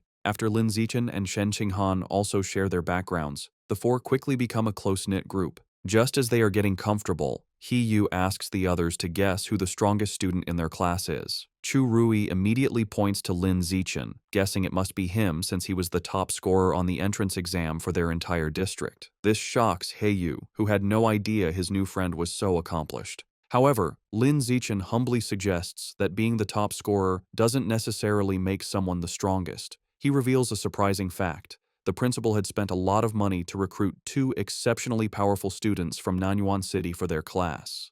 He Yu then points out the 2 students. The first is a boy with blonde hair, Wang Shuojie, the 3rd-ranked student in Nanyuan City, who can run the 100-meter dash in 7.98 seconds. The second is a large, muscular boy, Lu Gang, who has immense natural strength and can easily lift a 300-kilogram barbell with one hand. Shen Xinghan and Chu Rui are both visibly impressed and intimidated. Lin Zichen, on the other hand, remains completely calm. Internally, he scoffs at their achievements, knowing he had surpassed those numbers back in elementary school. Soon, the bell rings again, and the next class is for distributing textbooks. There are 4 main subjects for the semester: martial arts, gene fusion, mechanical modification, and wilderness survival. Since Lin Zichen had already self-studied all the material, he decides to use the free time to find a secluded spot to train. As he trains, his thoughts turn to the larger threats. He remembers the dangerous rat god cult is still active. The police have only captured some lower-level heretics, but the powerful Rat King, their leader, remains at large. This grim reality fuels his determination. He clenches his fist, resolving to increase his power as quickly as possible and reach at least Tier 6, a level he believes will be strong enough to confront even the Rat King. The first practical class is Wilderness Survival. The teacher, Xu Chungbei, gathers the students in a wooded area and asks if any know how to make a fire by drilling wood. He Yu mutters, "It's a useless skill." To everyone's surprise, both Wang Shuojie and Lu Gang step forward and successfully start fires using the primitive method. The teacher is impressed and asks how they learned. Lu Gang explains he learned at a summer camp, while Wang Shuojie says he taught himself by watching videos online. After they are done, Lin Zichen easily teaches the same technique to his own small group, and they quickly master it. Later, in martial arts class, the teacher, Yao Yuanfeng, announces he will teach them a special breathing and cultivation technique. Once again, Wang Shuojie and Lu Gang loudly declare they have already learned it, showing off for the class. Though their demonstration is a bit clumsy, they manage. Lin Zichen, who already knows these skills, decides to maintain his low profile. In this way, over a month passes uneventfully. One day in mechanical modification class, the teacher, Kai Yuanfei, announces a test to check their progress. To motivate them, he reveals cash prizes for the top 3, 888 yuan for first, 666 for second, and 333 for third.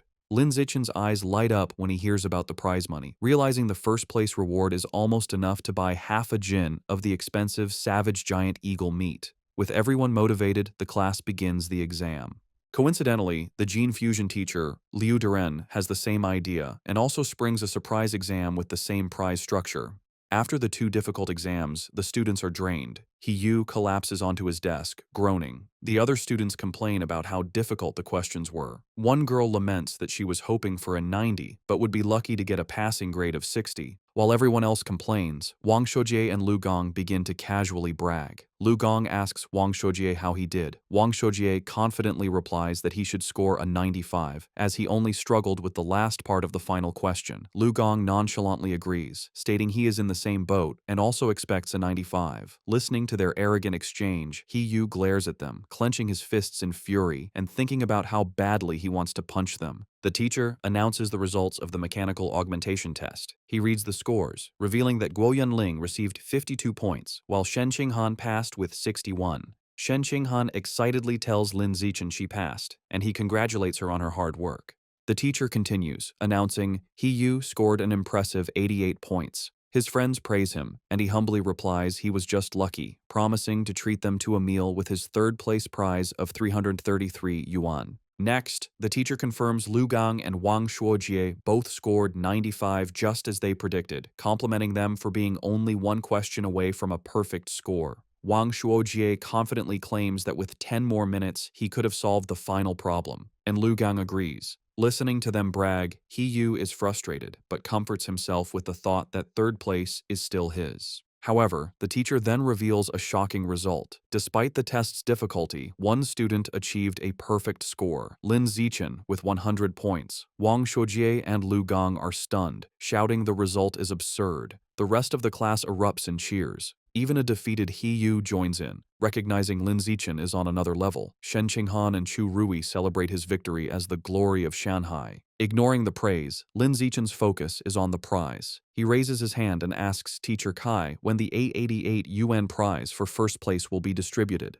The teacher promises to send it later, internally finding Lin Zichen's intense focus on money strange. An hour later, the gene fusion exam results are announced. The teacher, Kai Yuanfei, reads the scores. This time, the non-Yuan duo did not perform as well. Lu Gang scored 81 and Wang Shuojie 83. Though still good scores, they are clearly disappointed. In contrast, Shen Qinghan achieves an excellent 78, placing her in the top 5, and she celebrates with Chu Rui. To the shock of his classmates, Lin Zichen once again secures a perfect score, effortlessly winning another prize. This second crushing victory deals a huge blow to the confidence of He Yu, Wang Shuojie, and Lu Gang, who are left demoralized. Unable to accept their defeat, Wang Shojie and Lu Gang question how anyone could get full marks on such a difficult test, openly suggesting Lin Zichen must have known the answers in advance. The teacher, Kai Yuanfei, immediately shuts down their accusation, stating firmly that it is impossible. He explains that he personally designed every question, and the answers are not available online, making cheating impossible.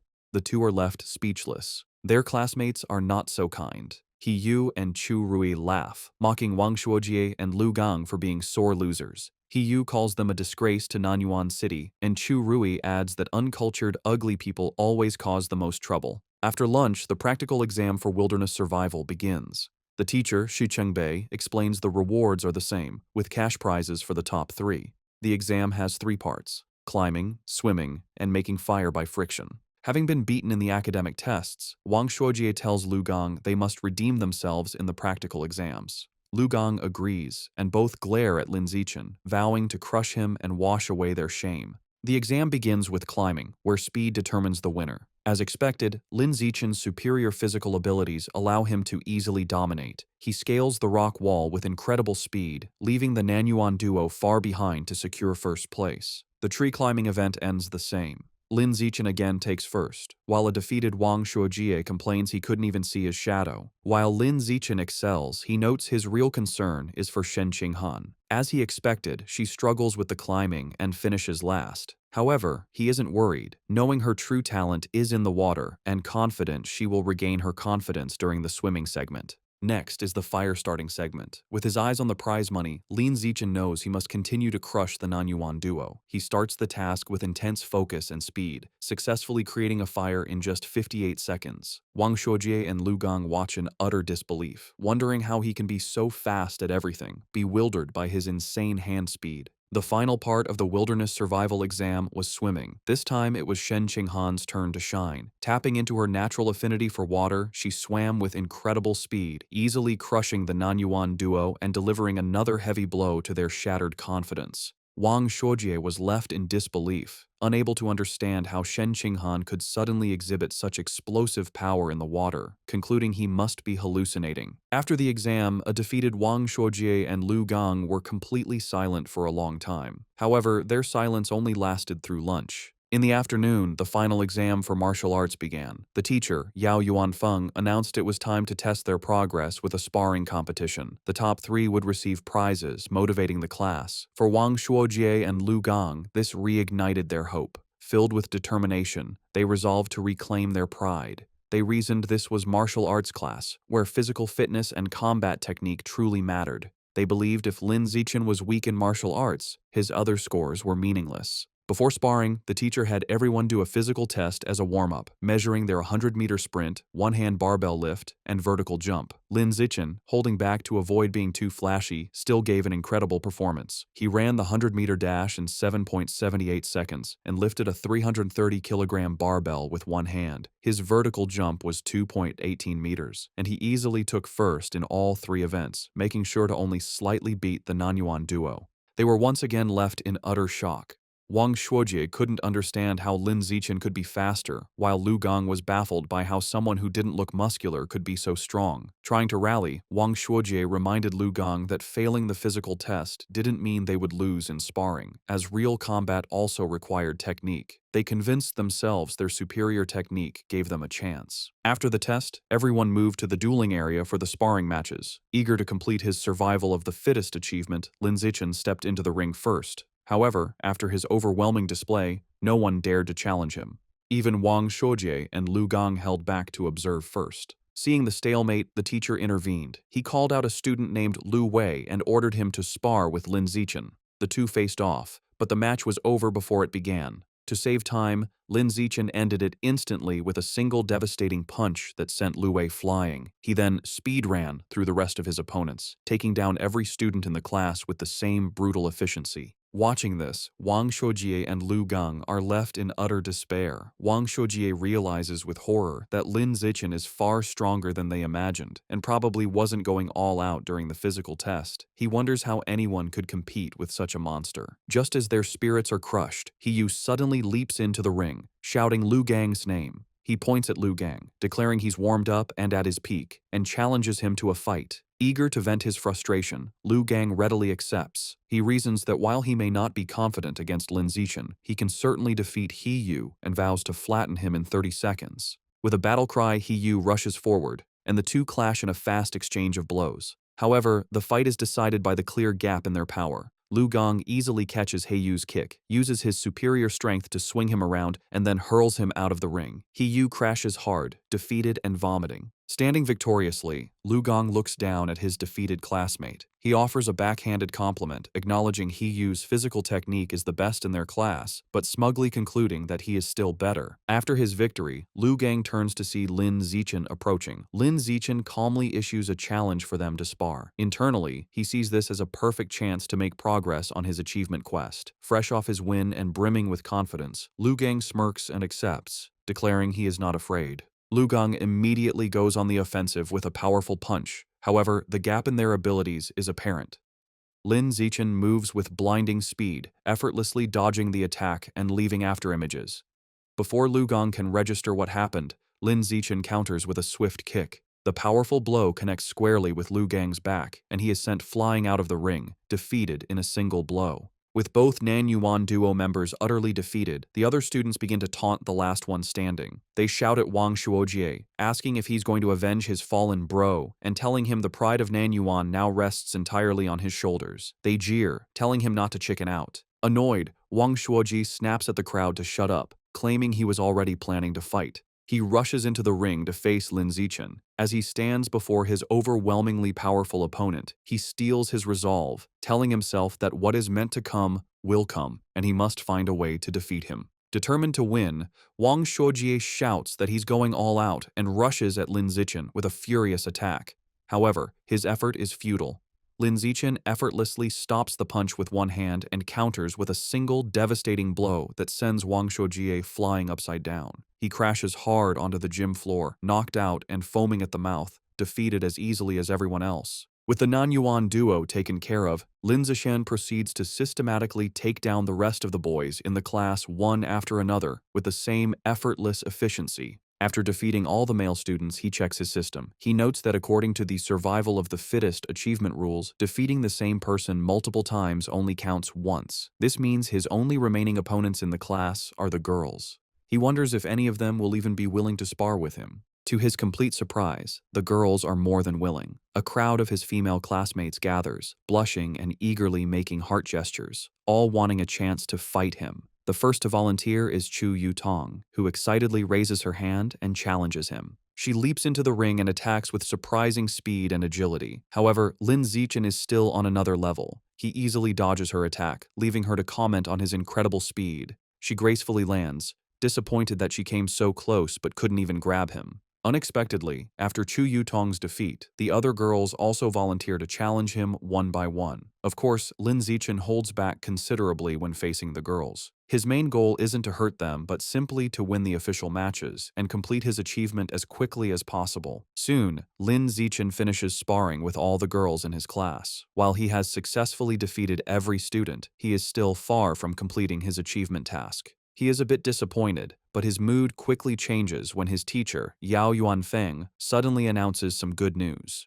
The teacher praises the class and tells them that as elite students, they must learn to challenge those above them. He then announces that in 1 month, their class will challenge the strongest regular class in the second year, and he expects them to be ready. Lin Zichen, who was just feeling frustrated about the lack of opponents to speed up his survival of the fittest achievement, is overjoyed. A new match has been delivered right to his door, a true blessing. After the teacher dismisses the class, a newly humbled Lu Gang approaches Lin Zichen. He admits he had underestimated the school and declares that from now on, he will consider Lin Zichen his rival for the next 3 years. Lin Zichen realizes that with the teacher's plan to constantly challenge other classes, completing his achievement within a year might not be impossible. Wang Shuojie also confronts him, vowing to wash away the humiliation of his defeat before they graduate. Lin Zichen, however, is more focused on the practical benefits. He calculates that he has earned over 3,000 yuan from the exam prizes alone. This excites him, as he can now use this money to buy more beast meat. He clenches his fist, completely ignoring the non-yuan duo, who are left fuming at his arrogant dismissal. That night, back in his room, he considers his financial situation. Although he earned some money from the rewards, it is still far from enough to buy all the beast meat he needs. To earn more money, he decides to follow in his parents' footsteps and registers as a web novel author, beginning his writing journey. Thanks to his celestial root of wisdom, his writing is exceptional. The next morning, he finds a contract invitation from the Yuiwen platform in his messages. After signing the contract, a piece of news from that very day catches his eye. The report is about a terrifying incident just 2 hours ago. A giant mutant rat had attacked a frozen meat-cold storage facility on the outskirts of the city. The news report details the horrific attack. The mutant rat was over 5 meters long and so powerful that it bit a responding cyborg in half. In a final, desperate act, the captured cyborg activated its hidden backup energy core to self-destruct, taking the enemy with it. The resulting explosion was massive, blowing the giant mutant rat to pieces on the spot. Reading the news, Lin Zichen is horrified. He stares at an image of a monstrous rat, wondering with growing dread how many more of these giant mutant rats are hidden in Shanghai City. He also questions where such enormous creatures could possibly be hiding. The day of the sparring session against the strongest regular class of the second year arrives, and the students gather at the Shanghai High Gymnasium. Before the match, the teacher, Yao Yuanfeng, holds a strategy meeting with his top fighters. He warns them that while their top fighters are strong, the opposing class is stronger overall and will likely use defensive tactics to wear them down. He orders them to finish their fights as quickly as possible. The moment the meeting is over, Lin Zichen rushes towards the ring, eager to defeat as many new opponents as possible to complete his survival of the fittest achievement. He volunteers to go first. His opponent, a tall girl with long blonde hair from the second-year class, steps into the ring. Seeing who she's up against, she immediately complains to her teacher, pointing out that the elite class has sent their strongest fighter out first. She claims she is the weakest student in her own class, and questions how she is supposed to fight him. Hearing this, teacher Yao Yuanfeng storms over to the opposing teacher, an older man he calls Brother Feng. He angrily accuses him of breaking the unspoken rules of class sparring, which dictate that the weakest students should fight first. He demands to know why the other teacher sent his strongest student to fight in the first match. To settle the dispute, Teacher Yao orders Lin Zichen down from the stage, telling him he can go later and to let the weaker students go first. Lin Zichen reluctantly agrees and steps down. The teacher then points to Zhong Yijia and tells her to go first, but she is caught off guard and protests that she isn't ready. Seeing an opportunity, Shen Qinghan steps forward. She volunteers to fight, telling Teacher Yao that since she is the weakest, she should be the one to go first. Shen Qinghan nervously enters the ring to face the tall blonde girl, clearly intimidated. From the sidelines, her classmates, including Chu Rui and He Yu, begin to cheer loudly, shouting encouragement for their friend, Han Han. However, the sudden pressure only makes Shen Qinghan even more nervous. The match begins, and the blonde girl immediately attacks with a powerful punch, which Shen Qinghan manages to block. Despite being outmatched, Shen Qinghan is determined. She knows she can't win, but resolves to hold on for as long as possible, adopting a purely defensive strategy to drain her opponent's stamina. Her plan proves surprisingly effective. 3 minutes later, the blonde girl is breathing heavily. Surprised by Shen Qinghan's endurance, she realizes that if the fight continues, she will run out of stamina and decides she must finish the match quickly. She rushes forward with a final decisive punch. The blow lands, and Shen Qinghan is knocked to the ground, defeated. As she gets back on her feet, she is visibly embarrassed. The teacher, Yao Yuanfeng, praises her performance. He gives her a thumbs up, telling her she did great and that her defensive strategy was very smart. Lin Zichen also comforts her, patting her head gently. He tells her she did well, lasting over 3 minutes against a senior with an extra year of training, and that she has made big progress. Reassured, Shen Qinghan looks up at him with a happy smile. Following Shen Qinghan's defeat, another female classmate with brown hair from the elite class steps into the ring. Seeing that her senior opponent is running out of stamina after the previous match, she sees an opportunity and rushes in to attack. She throws a powerful kick, but the more experienced senior easily dodges the blow and counters with a swift punch to the face. The brown-haired girl is quickly overpowered and pinned to the ground, where she cries out in pain and is forced to surrender. Standing over her defeated opponent, the senior mockingly asks if she was looking down on the regular class by charging in so recklessly. She continues to taunt the girl, telling her that while she may not have her talent, she has trained for a whole year longer. She dismisses her, telling her to come back and fight again after she's trained for another year. Just then, Chu Rui steps forward. Filled with determination, she declares that she will avenge Shen Qinghan and crush the senior. Chu Rui proves to be a formidable fighter. She easily defeats her senior opponent with a single, powerful punch. From the sidelines, Shen Qinghan cheers enthusiastically, calling out how amazing Chu Rui was. Lin Zichen tells Shen Qinghan that she was amazing too, explaining that Chu Rui's victory was easy only because Shen Qinghan had drained the senior's stamina first. Shen Qinghan smiles happily. 2 hours later, the sparring session continues, and the elite class has evened the score. Teacher Yao Yuanfeng approaches the second-year teacher, Brother Feng, and taunts him, pointing out that his class only has 4 fighters left and that he is confident his class will win the bet. However, he then turns to his students and warns them not to get complacent. He declares that the true strength of their class lies with their 4 top fighters, Lin Zichen, Wang Shuojie, Lu Gong, and He Yu. The real showdown is just beginning. Following his teacher's declaration, He Yu is ordered to go up next. He cracks his knuckles with a determined look and enters the ring with a dramatic, ground-pounding pose. He strikes a fighting stance and theatrically asks his senior opponent if he is prepared to face his fists, which he claims are thirsty for battle. The senior, a boy with brown hair, smirks and tells He Yu not to be so childish and overly dramatic. Annoyed, He Yu immediately attacks with a swift kick, sending the senior crashing to the ground in defeat. Standing over his fallen opponent, He Yu mocks him, questioning where he got the confidence to act so tough with such a low skill level and calling him trash. Just as He Yu celebrates his victory, another, more formidable senior with purple-tinged hair stomps into the ring. He glares at He Yu, calling him arrogant for his taunts. The senior immediately lunges with a powerful punch, vowing to teach his junior opponent some intensity. To the senior's shock, He Yu moves with incredible speed, effortlessly dodging the attack. He Yu then counters with a powerful kick that sends the senior flying, knocking him out. Seeing his impressive victory, Chu Rui and Shen Qinghan erupt in cheers, shouting encouragement for He Yu. Fueled by his success, He Yu goes on an incredible winning streak, defeating several more opponents in quick succession. After taking down 5 consecutive fighters, He Yu stands exhausted, breathing heavily. Despite his fatigue, he puts on a brave face and defiantly shouts for the next opponent, boasting he can still take on 10 more. However, it's clear he is running out of stamina. His impressive run ends when he is defeated by his sixth opponent. With He Yu eliminated, the situation looks dire for the elite class. They are now down to their last 3 fighters, while the second-year class still has 13 members remaining. With He Yu defeated, Wang Shuojie is next. He unleashes his full power, going on an incredible winning streak and single-handedly defeating 10 opponents in a flurry of furious kicks and punches. However, the long series of battles takes its toll. During his 11th match, Wang Shuojie finally runs out of stamina and is defeated. Following him is Lu Gang, who quickly dispatches 2 more of the opposing team's top fighters in less than 10 minutes. With their opponents now down to their last fighter, teacher Yao Yuanfeng smugly suggests that the second-year teacher, Brother Feng, should just surrender. Brother Feng, however, remains unfazed. He smirks and calls forth his final student, Wang Jinhei, telling him it is his turn. A new challenger steps forward, an enormous, overweight student who towers over Lu Gang.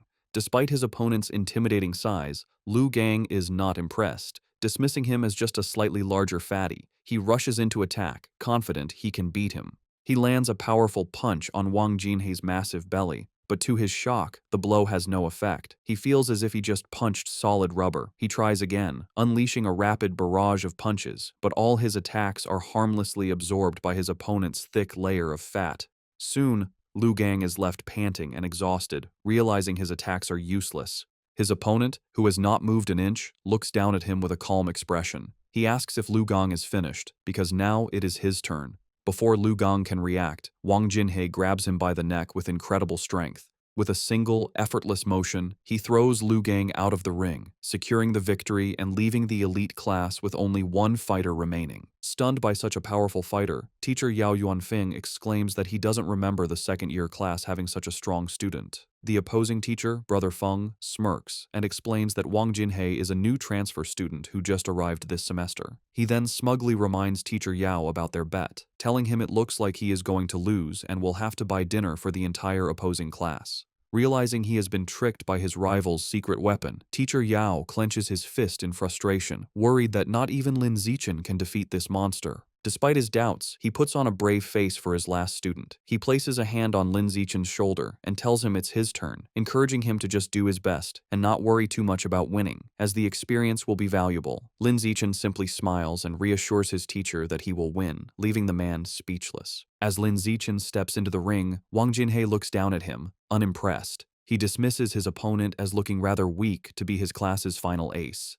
From the sidelines, Shen Qinghan, Chu Rui, and the other girls from the elite class shout insults at Wang Jinhei, calling him an arrogant fatty and cheering for Lin Zichen to teach the dead pig a lesson. Annoyed by the taunts, Wang Jinhei decides to offer a handicap. He tells Lin Zichen he will stand still and allow him 10 free hits. He explains that he doesn't want Lin Zichen and his little fangirls to complain later that he was just bullying a smaller opponent. Lin Zichen happily accepts the offer. Wang Jinhei tells him to come at him with his full power. Without hesitation, Lin Zichen unleashes a single, devastating punch to his opponent's massive stomach. The force of the blow is so immense that it sends the enormous Wang Jinhei spinning through the air before he crashes hard onto the floor, knocked out cold. Both classes are left in stunned silence, which is quickly broken by a massive, tearful cheer from the elite class as they celebrate Lin Zichen's incredible victory. A few moments later, Wang Jinhei slowly begins to regain consciousness, completely disoriented. He groggily wonders where he is and what just happened, muttering that the outcome was completely illogical and unscientific. After Lin Zichen's victory, the second-year teacher approaches Yao Yuanfeng, the elite class's teacher. He remarks on how powerful Lin Zichen was, comparing his one-punch victory over Wang Jinhei to a former prodigy named Wu Tiancheng. Yao Yuanfeng replies that while Lin Zichen is strong, he isn't at Wu Tiancheng's level yet, explaining that Wu Tiancheng was a monster who terrified the principal as a first year. Overhearing the name, Lin Zichen walks over and asks his teachers who Wu Tiancheng is. Yao Yuanfeng excitedly explains that Wu Tiancheng was a legendary student from a few years ago. As a first year, he single-handedly defeated the entire third-year elite class, shocking the school leaders. The teacher continues by listing Wu Tiancheng's incredible stats as a first year, a 100-meter dash in 6.12 seconds, a 3.96-meter vertical jump, and a 650-kilogram one-handed barbell lift. He asks Lin Zichen if he is impressed.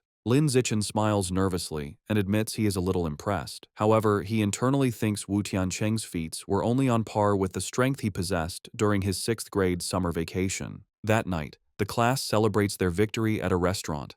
Teacher Yao Yuanfeng holds up a soda for a toast. He joyfully announces that because Lin Zichen secured their win, the second-year teacher had to honor their bet and pay for everyone's feast. The entire class raises their glasses, cheering for Lin Zichen's performance. During dinner, Lin Zichen is surrounded by his classmates, including He Yu and Chu Rui. Now famous in school, they are all eager to know his training secrets and add him on WeChat. Lin Zichen finds this new attention a bit strange. Amidst the chaos, he observes that Shen Qinghan hasn't changed. Worried he won't be able to eat, she quietly puts food on his plate. During the celebration, Shen Qinghan suddenly gets a shocked expression. Looking flustered, she quickly tells Lin Zichen she needs to go to the restroom and rushes away. As she leaves, Lin Zichen notes that while some things change, her urge to pee when nervous or excited has remained the same. In the restroom, 2 of their female classmates are gossiping. One complains about how Shen Qinghan fawns over Lin Zichen like a maid, always pouring his drinks and peeling his shrimp. The other agrees, questioning how someone with Shen Qinghan's lack of strength could have gotten into the elite class if not for being his sycophant. She cruelly adds that their relationship won't last, as the difference in their abilities is destined to drive them apart. Unseen, Shen Qinghan overhears their entire conversation and is visibly hurt. However, instead of hiding, she confronts them. With newfound determination, she firmly tells the startled girls that she is not a sycophant, she is his childhood friend. Later that evening, as they walk home, Lin Zichen notices she seems dejected and asks if something is wrong. Looking down sadly, Shen Qinghan confides in him. She explains her mother always said she would grow out of wetting her pants. However, she reveals with frustration that even now, she still has to wear diapers to bed every night. Looking up at him, she says she feels disabled, like she can't even control her own bladder. Lin Zichen looks at a distraught Shen Qinghan and firmly tells her she is not disabled.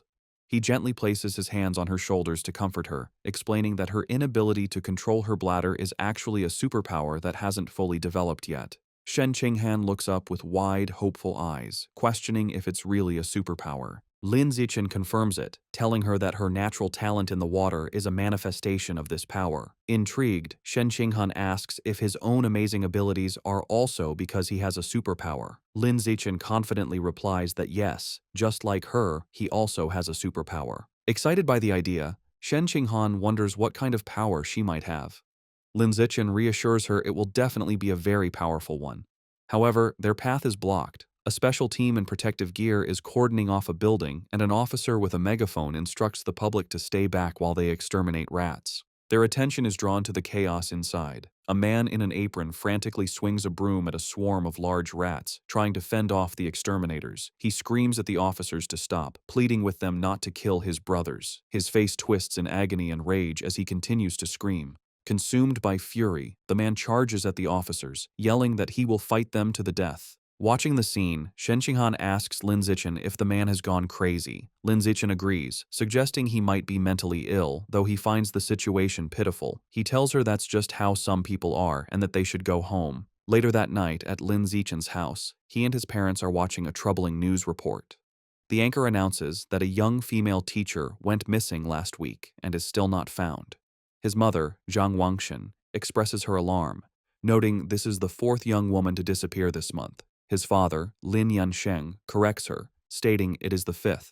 The report continues, showing photos of the missing women, all young and attractive. It issues a public warning for young women to avoid going out alone at night. Worried, Zhang Wangshan tells her son he must not let Shen Qinghan go anywhere by herself. Lin Zichen smiles and promises to look after her. Meanwhile, at a public security office in Shanghai City, the man from the market has been taken into custody. A doctor in a lab coat is speaking with a police officer. The officer asks for the doctor's opinion, wondering if the man is mentally ill. The doctor replies he isn't certain, explaining that he has tried to communicate with the suspect, but the man has remained completely silent. The officer finds this strange, saying the man was screaming non-stop at the market earlier. Suddenly, the officer's eyes widen with a terrifying realization. Both he and the doctor whip their heads around to look at the man, who is now hunched over, surrounded by a dark, menacing aura. Before their horrified eyes, the man begins to transform, mutating into a monstrous, giant, aberrant rat. As the creature grows, the terrified officer screams into his radio, frantically calling for backup and requesting a cyborg team, yelling that the person in the interrogation room is turning into a giant, aberrant beast. The giant, aberrant rat rampages.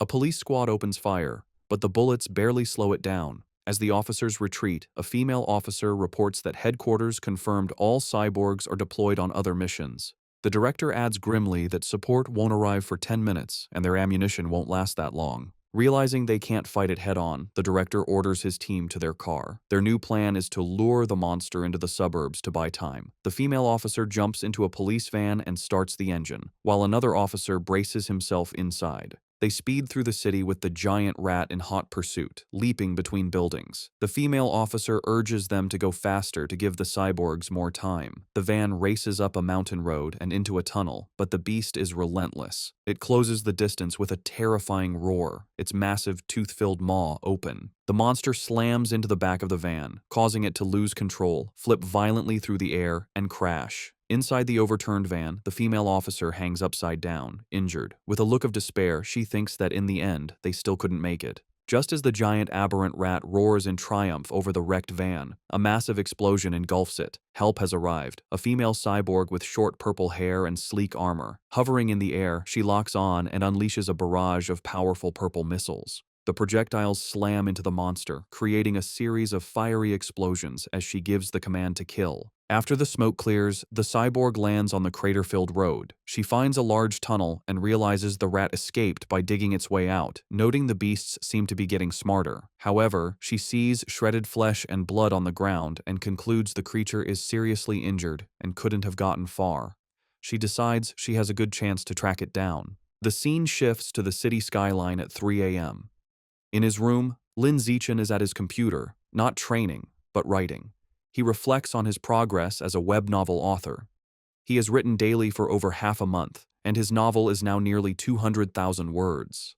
More importantly, his paid income has already surpassed 10,000 won. He thinks about the novel's future potential, noting it is still in the new book period. He eagerly wonders how much money he will make once it is officially launched. Too excited about his novel's income to sleep, Lin Zichen decides to train. He finds a deserted, unsurveilled alley to test his recent efforts. As he practices, he is pleased with his progress. His 100-meter sprint time has dropped to an incredible 3.43 seconds, and his vertical jump has reached 7.22 meters. He feels that if he continues improving at this rate, he will eventually achieve a saintly body. His training is interrupted by an unsettling gnawing sound. He turns and sees a shadowy figure hunched in a dark corner. The figure is a grotesque, rat-like creature, a mouseman. It is chewing on a human arm. Noticing Lin Zichen, the creature begs for its life, pleading for forgiveness and explaining it was just too hungry. It strangely promises that once full, it will come and pay its respects every year. Lin Zichen stares in horror, recognizing the creature as a mouseman. He immediately connects this sight to the news report about the giant mutant rat that escaped. He wonders with dawning dread if this creature is that same beast, now in a more humanoid,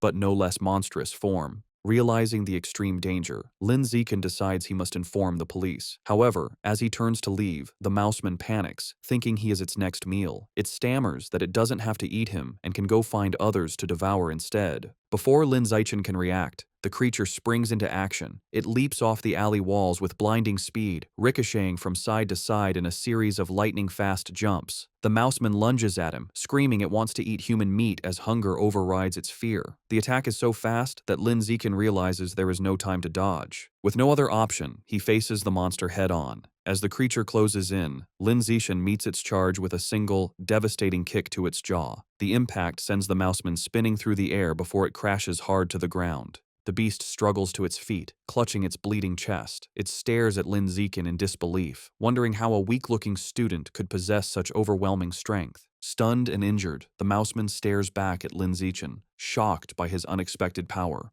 Before it can recover, a rock suddenly flies through the air and slams into its head. Seizing the advantage, Lin Zichen gives the monster no chance to retaliate. He unleashes a furious storm of rocks, throwing them with incredible speed and precision. The mouseman is completely overwhelmed by the relentless assault, unable to defend itself as the rocks pummel its body. After a few moments, the onslaught stops. Lin Zichen stands at the end of the alley, breathing heavily. He watches the spot where the creature fell, noticing it is no longer moving. He approaches cautiously and finds his attack was more devastating than he imagined. The mouse man is obliterated, reduced to a steaming pile of skeletal remains. Wondering if the creature was truly dead, Lin Zichen touches the pile of bones. A surge of blue energy flows into him, and a system notification confirms he has devoured a trace of the giant mutant rat's life source, increasing his codex progress to 7%. He is disappointed to only absorb 2% this time, compared to the 5% from the scorched corpse. He theorizes the difference is due to the varying amount of Rat King gene each heretic had consumed. Realizing it was nearly morning and unsafe to stay, he heads home. Moments after he leaves, the purple-haired female cyborg lands in the empty alley. She stands over the steaming bones, wondering who could have killed the Rat Man. The scene shifts to a dark building where a sinister ritual is happening. A hooded cultist carries an unconscious woman to a large, glowing red summoning circle. He places her in the center and kneels, offering her to his Lord Rat God to enjoy. From the darkness, menacing, multi-lensed red eyes glare back. A deep, angry voice questions why there is only one woman, accusing the cultist of trying to starve it.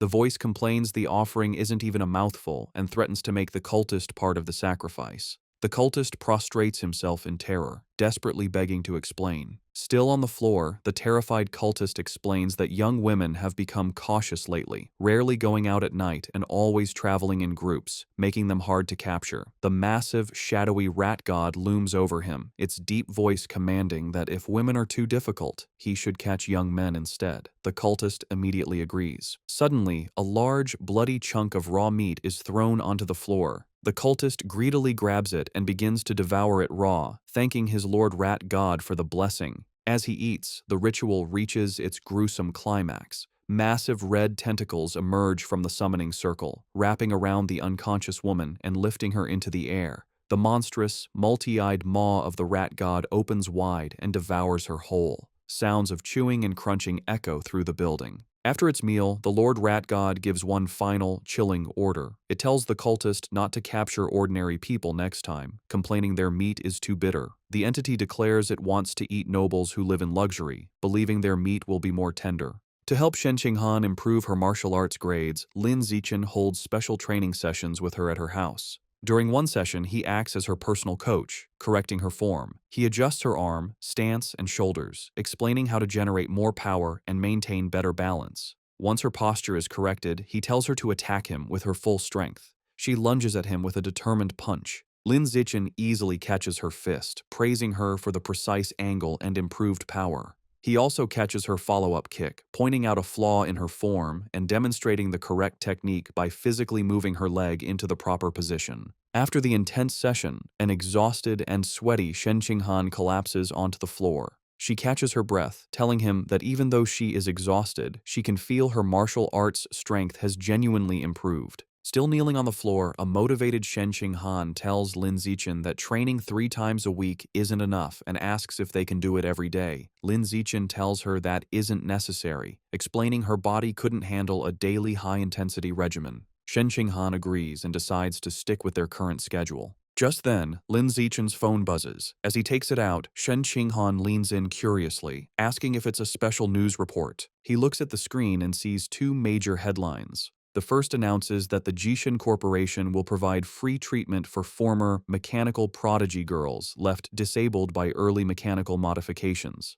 The second, more shocking report reveals a genius from Beijing University has successfully fused with the 1,000-threaded spider beast gene, breaking the record for the youngest person to undergo a dual gene fusion. Lin Zichen's eyes widen as he reads the second story, immediately realizing this genius must be the same prodigy from the capital he has been competing with for years. Most people cannot undergo gene fusion until adulthood, as a younger body can't withstand the backlash from beast genes and risks severe mutation.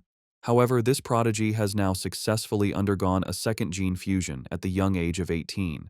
Lin Zichen is left to ponder the prodigy's incredible physical talent and wonder if gene fusion is indeed the best path to power. At his house, Lin Zichen is busy with his new career as a web novel author. Thanks to his incredible writing speed, his novel is an instant hit. The comment section is filled with readers amazed by his output, with one calling him a tentacle monster for posting 50,000 words on the first day. Lin Zichen reflects that with his use in advance and celestial root of wisdom attributes, a month of practice allows him to type at 10,000 words per hour. This efficiency means writing takes only about an hour a day, leaving him plenty of time for training. His father, Lin Yansheng, enters and praises his success. He estimates that if Lin Zichen maintains a stable plot and a 10,000-word daily pace, he could earn around 50,000 wen in his first month.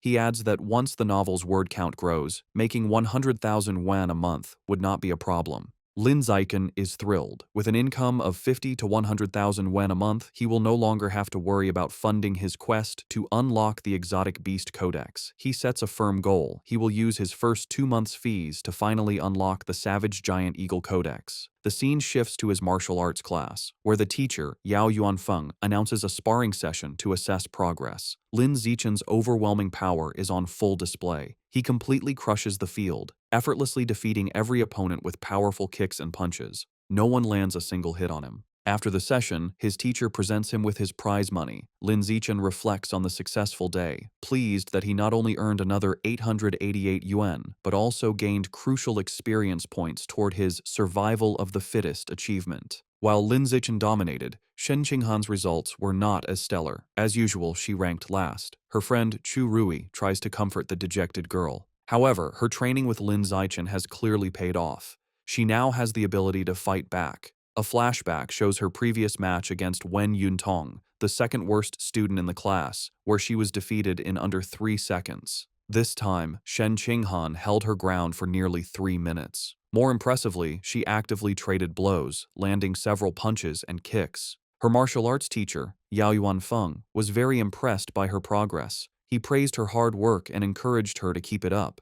With the sparring session concluded, the teacher gathered the class and made a new announcement. He declared that in 1 month, their class would challenge the elite class of the second years, setting an ambitious goal for them to take down every student except for their top 3 fighters. The class roared back in confident agreement. The teacher was pleased with their fighting spirit. A month passes quickly. Lin Zichen's web novel has been a massive success, and he checks his bank account to see a balance of 89,000 wen. With his new funds, he immediately heads to the supermarket to finally buy the beast meat he needs. He tells the female employee at the counter he would like to purchase some savage giant eagle meat. The employee informs him of a special promotion. If he buys 100 jin all at once, he will receive a 5% discount. After a moment of thought, Lin Zichen decides to hold off on the purchase for now. He concludes it would be more strategic to wait until he has saved up enough to buy all 100 jin at once to take advantage of the discount, figuring he will likely have enough by the following month. The next day at school, Shen Qinghan excitedly tells Lin Zichen the cafeteria has a new stir-fry counter, and she has heard the chef's dishes are delicious. He agrees to go with her. They arrive at the counter, where several chefs are busy, and both are impressed by the amazing aroma. After getting their food, they sit down at a table. Lin Zichen comments that it was a good thing they arrived early, as a long line has already formed. Their meal is interrupted by a loud argument in the line. One student accuses another of cutting, but the second claims his desk mate was saving his spot. The argument escalates, with the first student insisting saving a spot is still cutting, and the second becoming defiant. Shen Qinghan recognizes one of the voices and points out to Lin Zichen that their friend, He Yu, is the one arguing. She asks if they should check on him. Lin Zichen glances over and calmly tells her it probably isn't necessary, observing that He Yu has an aggressive presence and seems to have already scared the other guy off. Lin Zichen's assumption is incorrect. The student He Yu was arguing with stands his ground, looking down at He Yu with a condescending expression and calling him a punk. He Yu finds himself surrounded as the student is joined by his friends. The leader of the group asks He Yu what his deal is. One of the other bullies smugly states they have no deal. They are simply cutting in line. Enraged, He Yu yells at them to get to the back of the line. He is shocked by their audacity and realizes he is outnumbered. Despite this, He Yu tries to hold them back, spreading his arms to block them. He wonders why no one in the crowded cafeteria is stepping in. From their table, Shen Qinghan watches with concern, pointing out to Lin Zichen that their friend He Yu is being bullied. Just as the bullies are about to push past He Yu, a hand clamps down on the leader's shoulder. It is Lin Zichen, his face shadowed and intimidating. He calmly tells the student to please line up properly. The bully turns around and confronts Lin Ziken with a smirk, defiantly asking what he can possibly do about it if he refuses. Instead of escalating the fight physically, Lin Ziken responds with a sly grin. He pulls out his phone and coolly informs the bully that he will report him. The bully leader scoffs at the threat, calling reporting shameful. With He-yu smirking beside him, Lin Zichen coolly retorts that he finds cutting in line even more shameful. Unwilling to be reported, the group of bullies gives up and walks away in frustration. The scene shifts to a luxurious villa in a wealthy district of Shanghai City, where the rat god cult is holding a secret meeting. Their leader, a man in a black hooded robe, sits on a throne-like chair and addresses his followers. He announces that one of their members, Sha Qiang, is dead, explaining that he went crazy at the market and was killed after provoking the security squad.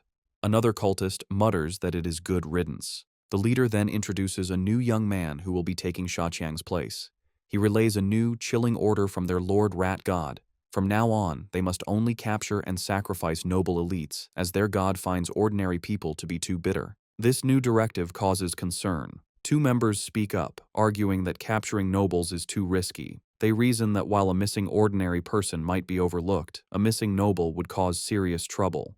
The cult leader suggests they target the sons of rich but powerless merchants to lower the risk. He then turns his attention back to the newcomer. He instructs him that, as he is new, he should not go after nobles yet. Instead, he is to practice by capturing a handsome young man as a sacrifice to one of the rat god's subordinates. The newcomer, his face hidden in the shadows of his hood, confidently accepts the mission, promising he will not just find any handsome man, but will offer the most handsome man in the entire city to the divine child. In the classroom, He-yu is still fuming about the cafeteria. He tells Lin Zichen he investigated the students who cut in line and discovered they are from Class 3 of the second year, the same top honors class they are scheduled to challenge. He-yu can't believe students from an elite class could be so rude. Leaning against the lockers, Lin Zichen looks at his phone and remarks that good grades don't mean a person has good manners. His expression shifts as a news alert catches his eye. He reads that another wealthy heir has gone missing, the fifth recently.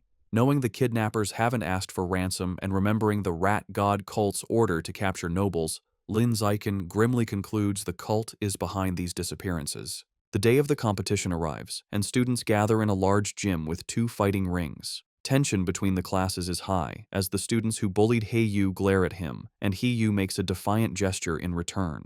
After both classes warm up, the sparring matches begin. Just as she did last time, Shen Qinghan takes the first fight. Her opponent, a senior from the honors class, immediately attacks with a fierce kick.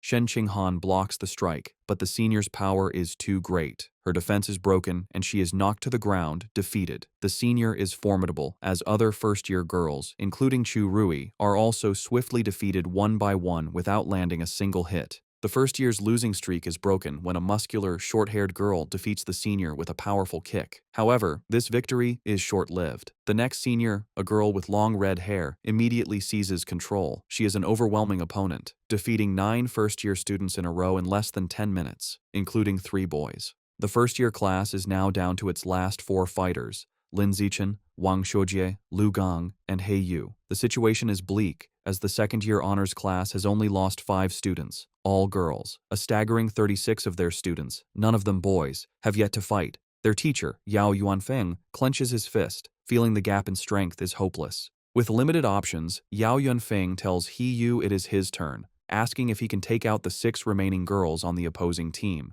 He-yu confidently agrees, declaring it will be easy, particularly motivated by fighting more attractive female seniors. True to his word, He-yu handles the matches with ease and successfully knocks all 6 remaining girls out of the ring. With the female fighters defeated, the second-year class's first male student enters the ring with a threatening stomp. He strikes a menacing pose and asks He-yu if he is ready to die. He-yu retorts that his opponent has no manners. Recognizing the student as a bully from the cafeteria, He-yu believes he's a pushover and sees a perfect chance for revenge. He-yu's confidence is misplaced as the bully rushes him with surprising speed. Before He-yu can react, the senior lands a powerful punch to his stomach. He-yu collapses to his knees, stunned. The bully taunts him for being weak and tells him to admit defeat. Enraged, He-yu struggles to his feet and throws a punch, but his opponent easily dodges and counters with a swift kick that sends He-yu flying out of the ring, defeated. Lying on the ground, He-yu realizes with pain that his opponent's strength is far from the lowest among the boys, and curses himself for letting his guard down. Having defeated He-yu, the senior bully turns to Lin Zichen, who is standing by the ring. He mockingly asks if Lin Zichen still wants to medal and challenges him to a fight. Lin Zichen gracefully leaps into the ring, internally noting that he was hoping for this chance. His classmates erupt in cheers, shouting for their brother Chen to crush his opponent and avenge He-yu for his shameful behavior. The match begins, and the bully, Chi-Yue, rushes at Lin Zichen with a high kick. Lin Zichen, however, is unfazed. He effortlessly blocks the kick with one hand, then grabs Chi-Yue's leg and slams him headfirst into the ring floor with incredible force. The impact knocks Chi-Yue out cold. Lin Zichen stands over him for a moment before casually kicking his unconscious body out of the ring. The second-year students are in stunned disbelief. One points out that Chi-Yue is one of the top 5 strongest fighters in their class, yet he was taken out instantly. They can't comprehend how a junior could be so powerful. Watching from the sidelines, their teacher Yao Yuanfeng concludes that Lin Zichen must be hiding a great deal of his true power. Lu Gong and Wang Shuojie are equally horrified, wondering if he is even human. Lin Zichen turns to the remaining second-year male students and calmly asks who's next. Their faces contort in fear, terrified by the display. 30 minutes later, the outcome is decided. All 29 remaining students from the second-year class lie defeated. Standing over the last opponent, Lin Zichen wonders about his progress toward his survival of the fittest achievement. A system notification informs him his total count of opponents eliminated is now 119 out of 1,000. He looks at the number with disappointment, realizing the progress is far too slow. He reflects that in every class sparring session, he is always the last to fight, and he decides this slow pace cannot continue. Concluding his strength has far surpassed the high school level, he sees no reason to follow their rules anymore and resolves to make the rules himself. The following Monday, a shocked shout is heard from the principal's office. Inside, the principal of Shanghai High stares at Lin Zichen in disbelief, asking if he truly wants to hold a personal challenge match with rewards. Lin Zichen confirms his request, boldly stating that he wants to challenge the entire school. In her office, the principal of Shanghai High presses her hand to her forehead, bewildered. She asks Lin Zichen if he is serious about challenging the entire student body as a first year. He confirms his intentions and asks her to come to the gym, promising to prove he has the necessary strength. Later, they arrive at the empty gym. The principal crosses her arms and asks why he brought her there so late. As he removes his school jacket, revealing his muscular build, he confidently tells her he is there to show his true power. The principal, flustered, momentarily misinterprets his intentions and tries to stop him. However, Lin Zichen walks over to a heavy barbell and grips it.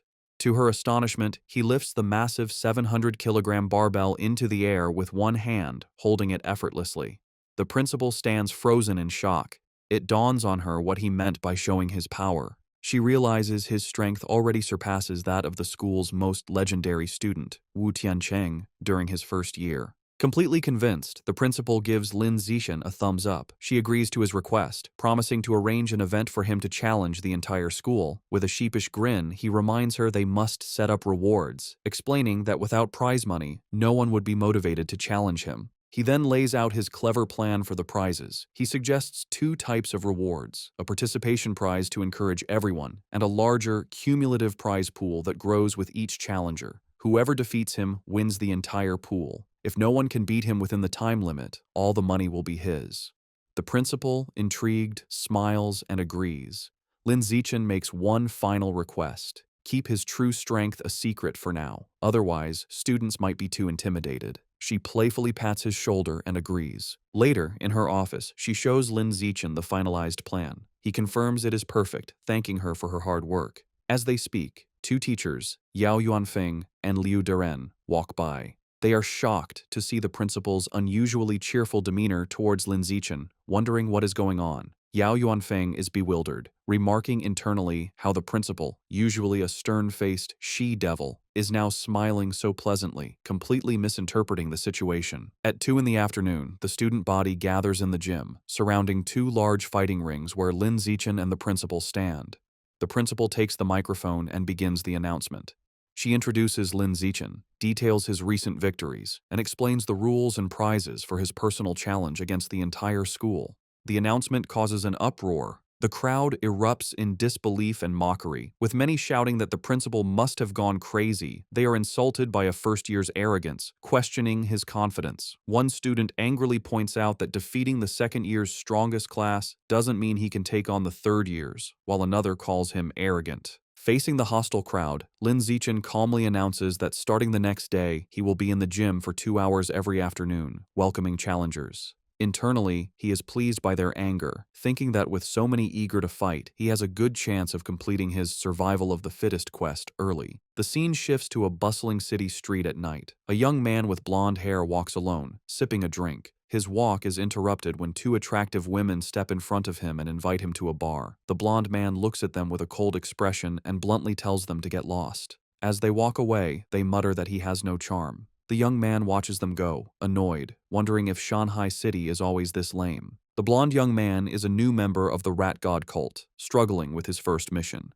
Looking down at the people, he complains that after searching for days, he still hasn't found a single man attractive enough to be a worthy sacrifice. He is consumed by anxiety, picturing his cult leader and worrying how he will be perceived if he fails. He fears failure will lead to being ostracized. He had considered kidnapping a male celebrity, but realized it was impossible, as they are constantly surrounded by bodyguards, and he lacks the power to overcome them. As he walks, the pressure mounts. His deadline is fast approaching, and he is growing desperate. Just as he is lost in thought, Lin Zichen, out for a run in a tank top and shorts, sprints past him. The blonde man turns, and his eyes widen. He is immediately struck by Lin Zichen's appearance, thinking he has finally found an incredibly handsome man. He has found his target. The blonde cultist watches Lin Zichen run, feeling triumphant relief. After searching for so long, he has found the perfect target without even trying. A wide, sinister grin spreads across his face as he confirms his decision. Lin Zichen will be his sacrifice. He begins to follow his target, watching as Lin Zichen turns down a deserted industrial alleyway. Seeing the secluded area, the cultist's face twists into a horrifying black-eyed grin. He knows this is the perfect opportunity. Deciding it is time to strike, he unleashes his power and undergoes a grotesque transformation, his body contorting into a monstrous beast with a massive, tooth-filled maw. However, just as the transformed cultist is about to attack, a brick comes flying out of nowhere and smashes directly into its head with a sickening, bloody impact. The transformed cultist stumbles, clutching its head in pain and confusion after being struck by the brick. From the shadows, Lin Zichen emerges, holding the brick he just threw. He calmly remarks to himself that he didn't expect to find a rat person while out for a run, seeing it as a fortunate chance to increase the unlock progress for his guidebook. The monster trembles in terror, thinking that this human is horrifying and is speaking words it cannot comprehend. It feels incredibly unlucky to have run into him. Before it can react further, the monster collapses to the ground, dead. Lin Zichen looks on in surprise, finding it hard to believe that he killed the creature just by picking up and throwing a single brick. He wonders how a follower of the rat god cult could possibly be so weak. Deciding not to dwell on it, he quickly kneels beside the dead monster to absorb its life essence before anyone else arrives. A system notification appears, confirming he has devoured a trace of the giant mutant rat's life essence and that his guidebook progress has increased to 8%. He looks at the result with disappointment, noting that it only went up by 1%. He concludes that the pathetically low amount of essence is why this particular rat person was so weak. Thinking about his safety, Lin Zichen decides that he won't be coming out for night runs for a while. He knows that not all of the cult's followers are this weak. Some of the more powerful members have incredibly strong bodies after transforming, durable enough to even withstand firearms. The next morning, Lin Zichen is at home when he sees a shocking news report on television. He learns that at 3 o'clock that morning, the Municipal Public Security Bureau, in cooperation with a chemical tutor from Shanghai University, successfully wiped out the rat god cult. The report explains that the tutor is a high-level gene fuser who single-handedly defeated the monstrous Rat King. The broadcast shows footage of the incredible battle, where the massive, multi-eyed beast unleashes a terrifying barrage of sharp spikes at the winged, red-haired gene fuser. The tutor endures the powerful attack but ultimately emerges victorious. The entire fight lasted only 30 seconds, ending with the colossal Rat King collapsing in defeat as the gene fuser lands, securing a swift and decisive victory. Watching the display, Lin Zichen is left in deep thought, his expression grim. He contemplates the immense power he just witnessed, wondering if this is the true strength of a high-level being and acknowledging how truly formidable it is. In a modern, well-lit room, two men in tactical gear are having a conversation. A blue-haired man, sipping from a cup, asks his companion, a man with spiky orange hair named Tiancheng, if he has been able to contact their teacher yet. Tiancheng confirms that their teacher is still out of contact. He adds that the entire group of powerful individuals who went to suppress a riot at a place called Source Site 36 remain missing. The blue-haired man then asks about the current situation at the site. Tiancheng replies that it is relatively stable, explaining that if it weren't, he wouldn't have been free to come and clean up the little shrimp that escaped during the initial chaos. The blue-haired man seems to question his dismissive term. The blue-haired man reflects on the immense power of the Rat King, a monster that the entire Public Security Bureau was helpless against. He then internally acknowledges that in the face of a genius high-level being like Tiancheng, the monstrous Rat King was indeed just a little shrimp. Changing the subject, the blue-haired man playfully puts his arm around Tiancheng's shoulders, suggesting that since he is already there, he should visit their old school to give a lecture. Tiancheng resists, stating that he isn't an idle person and has a real job to do. The blue-haired man playfully insists, telling him that providing some ideological guidance to their cute junior students is also a form of work. Deep within a dark cavern under the light of the full moon, it is revealed that the Rat King survived its battle with Wu Tiancheng. The creature explains its recent actions, stating that at first, it only ate beggars, then it moved on to eating young people. Now, it kneels in submission, admitting that it eventually developed a taste for the pampered elite.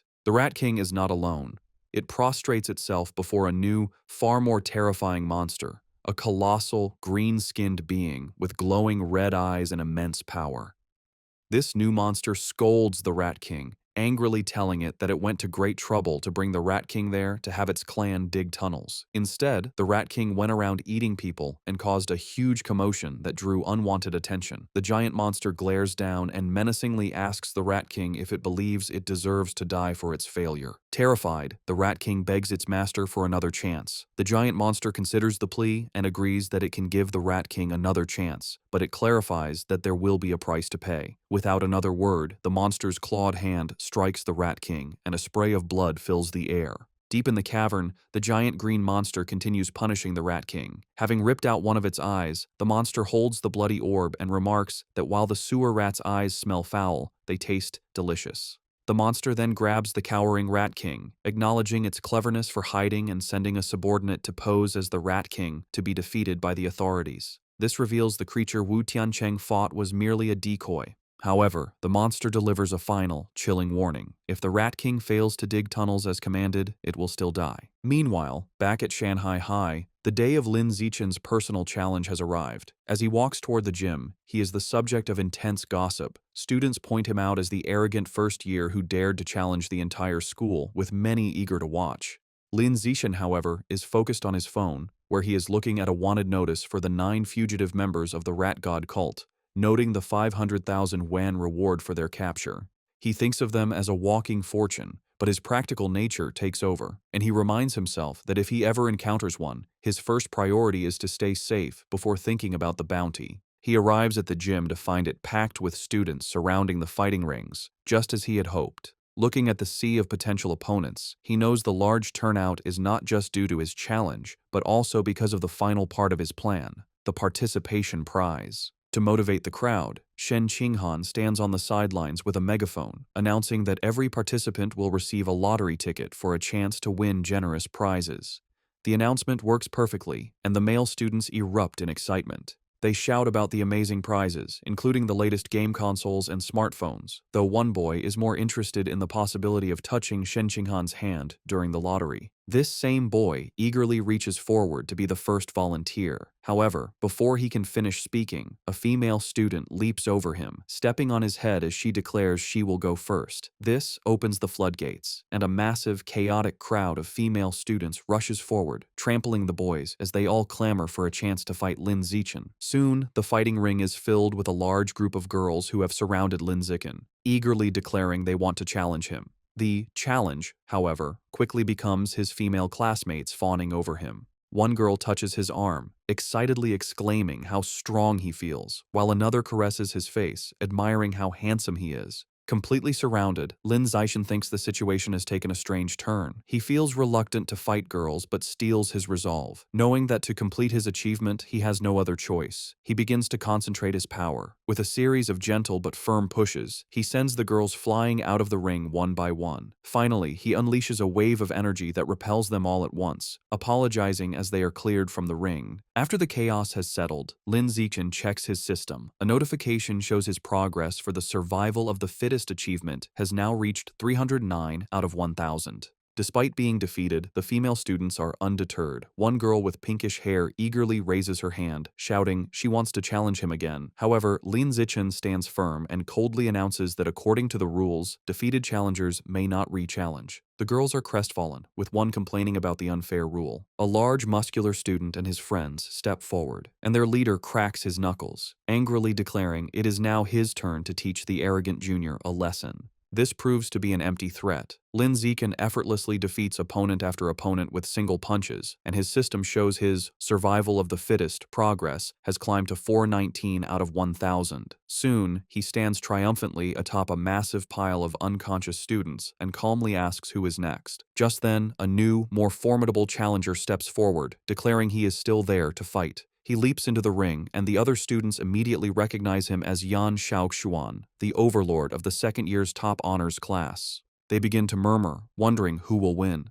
The consensus is that Yan Xiaoxuan has the advantage, recalling his legendary reputation for once defeating an entire class single-handedly, though he was eventually put in his place by a third-year instructor. Yan Xiaoxuan lands in the ring and addresses Lin Zixin, telling him he was once arrogant just like him, but was taught a valuable lesson. He explains that he learned there is always someone stronger. He then launches into a condescending monologue, offering to teach Lin Zixin a life lesson. Completely ignoring the speech, Lin Zixin turns to the teacher and simply asks if he can begin. The flustered teacher quickly declares the start of the match. Before Yan Xiaoxuan can finish his advice, Lin Zixin interrupts him with a single, devastating kick that sends him flying across the ring. As Yan Xiaoxuan crashes into the far wall, Lin Zixin casually puts a finger in his ear, remarking with relief that it is finally quiet. The students are left in stunned silence. They shout in disbelief, questioning how their school's formidable overlord could have been defeated so instantly, and wondering just how powerful Lin Zixin truly is. The stunned silence is broken by slow, deliberate clapping. A new challenger, a muscular student with spiky red hair, makes his way through the crowd. The students immediately recognize him as Chen Wuxing, the #1 student in the entire school, and they erupt in excitement, assuming the real show is about to begin. Lin Zixin watches the newcomer approach, thinking this is a classic case of beating the young one brings out the old one. Chen Wuxing lands in the ring with a confident smirk, remarking that he never expected Yan Xiaoxuan to lose to a junior. However, just as he is about to start his own speech, Lin Zixin again cuts him off, turning to the teacher and asking to begin. Over Chen Wuxing's protests, the teacher starts the match. Enraged at being ignored, Chen Wuxing charges forward, surrounded by a blue aura, declaring it seems he will have to beat his opponent to make him listen. Lin Zixin meets the charge, his own fist glowing with a yellow aura. Their powerful blows collide in a massive shockwave. Chen Wuxing apologizes, but Lin Zixin simply states that he is in a hurry and unleashes a powerful punch. The blow is too much for Chen Wuxing. It sends him flying backward, his shirt torn, his face a mask of disbelief as he questions how this is possible. The entire student body watches in absolute shock, their jaws hanging open as they witness the instantaneous defeat of their school's strongest fighter. With the school's strongest fighters defeated, Lin Zixin turns to the still stunned crowd. He points to a random student and tells him to get in the ring to fight. The student points to himself in disbelief, and Lin Zixin confirms it, stating they haven't fought yet. The student nervously asks him to be gentle, but Lin Zixin smiles and reminds him that if he participates, he will get a lottery ticket. Motivated, the student rushes into the ring, and Lin Zixin promises to go easy. His promise is short-lived, as he immediately knocks the student out with a single punch. A system notification confirms that his achievement progress for survival of the fittest has increased by 1. Seeing this, the rest of the student body realizes there is no shame in losing to someone so overwhelmingly powerful, and they still have a chance to win the lottery prizes. Renewed enthusiasm sweeps through the crowd as they all surge forward, motivated by the prospect of winning a new smartphone. What follows is a systematic and effortless series of victories for Lin Zixin. He stands his ground, easily dispatching every student who challenges him, with his system's counter ticking up by 1 with each defeated opponent. After the final student is defeated, a large system notification appears, announcing that by eliminating 1,000 different competitors, he has successfully completed the achievement. Another notification immediately follows, confirming he has finally acquired the new biological attribute, survival of the fittest. Lin Zixin clenches his fist, a look of pure triumph on his face, ecstatic that his long and arduous challenge has finally paid off. With his quest complete, a system notification details Lin Zixin's new reward. He has acquired the biological attribute, survival of the fittest, which increases the damage he inflicts on other living beings. He strokes his chin thoughtfully, concluding that while it is a simple and practical damage-boosting ability, he is slightly annoyed the system doesn't specify the exact value of the increase. His objective achieved, Lin Zixin leaps down from the ring and announces the challenge is over. The female students are disappointed, complaining it ended too quickly, and they wanted to watch him more. Wasting no time, Lin Zixin grabs Shen Qinghan's hand, leads her through the parting crowd, and they quickly leave the emptying gym. Later, a hearty laugh is heard from the principal's office. Inside, the principal of Shanghai High sits on her desk, congratulating Lin Zixin for officially earning the title of the school's #1 fighter. Leaning in close, she playfully questions him, suggesting that since he defeated even Chen Wuxing in an instant, he must surely be hiding his true strength. Sitting on the couch with Shen Qinghan, Lin Zixin sips his drink and modestly replies that he only hid a little of his power. The principal gives him a knowing look, clearly not believing him. She brings up Chen Wuxing's recent special entrance exam for Kyoto University, where he lifted a 690-kilogram barbell with one hand. Based on that, she confidently estimates that Lin Zixin's own one-handed lift must be at least 800 kilograms. Internally, Lin Zixin knows he cannot let her find out his true, much higher strength. He plays along, telling her that her guess is nearly perfect, and his official data shows a lift of 795 kilograms. The principal laughs triumphantly, pleased she was right. As she celebrates, Lin Zixin tries to get her attention. Having established himself as the school's strongest, Lin Zixin immediately turns to his true priority. With an eager expression, he raises his hand and asks the principal when he can expect the 8,810 yuan prize money. Amused by his focus on money, the principal playfully calls him a little rascal, but agrees and immediately transfers the funds.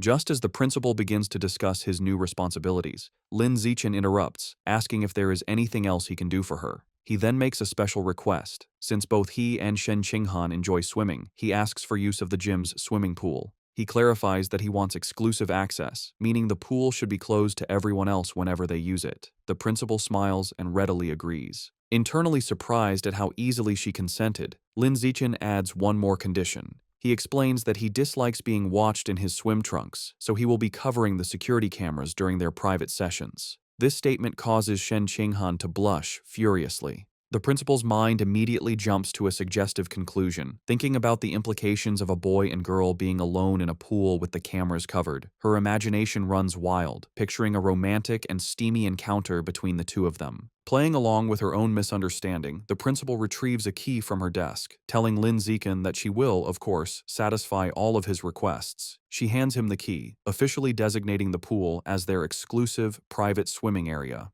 As he takes it, she leans in close and whispers a final, teasing warning, telling him to just be careful not to create a new life while they are in there. Her suggestive comment leaves Lin Zixin completely baffled, as he wonders what she could possibly mean by a new life. As they walk down the school hallway, Lin Zixin looks at the key to the swimming pool. He thinks to himself that with exclusive access, he can finally begin to properly explore the true nature of Shen Qinghan's mysterious abilities. His thoughts are interrupted when Shen Qinghan stops him, saying she has a favor to ask. With a nervous expression, she explains she signed up for a singing competition. While she has practiced her solo parts, she still needs someone to help her with the duet section. She shyly asks if he can practice with her that evening, and Lin Zixin readily agrees. Overjoyed, Shen Qinghan throws her fist in the air and happily skips away. Lin Zixin watches her go, thinking about how much this competition means to her. He smiles, hoping she will be able to find her confidence through it. Later that night, at Shen Qinghan's apartment, the two are in her room practicing. She sings into a microphone while Lin Zixin sits and listens, providing the other part of the duet from his phone.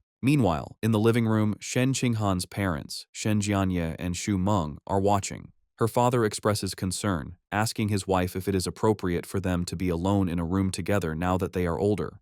His wife quickly scolds him, retorting that they are childhood friends and questioning what right he has to object. She angrily tells him not to meddle, causing him to quickly back down. After overhearing her parents' conversation, Lin Zixin decides it's a good time to wrap up. He tells Shen Qinghan they've been at it for half an hour and it is time to focus on their studies. As he gets ready to leave, he reminds her about their plan for the next day, to go to the school's private pool so she can get more comfortable with her water abilities. He tells her not to forget her swimsuit and she happily agrees. They say their goodbyes, and Lin Zixin heads home. Once alone, Shen Qinghan's thoughts are consumed by the upcoming trip to the pool, and a deep blush spreads across her face. She nervously goes to her closet, wondering what swimsuit to wear. She lays out two options on her bed, a modest blue one-piece and a more revealing black bikini. She picks up the black bikini, her blush deepening as she worries it might be too revealing. Her imagination runs wild for a moment as she pictures a scene of her and Lin Zixin splashing each other playfully in the water.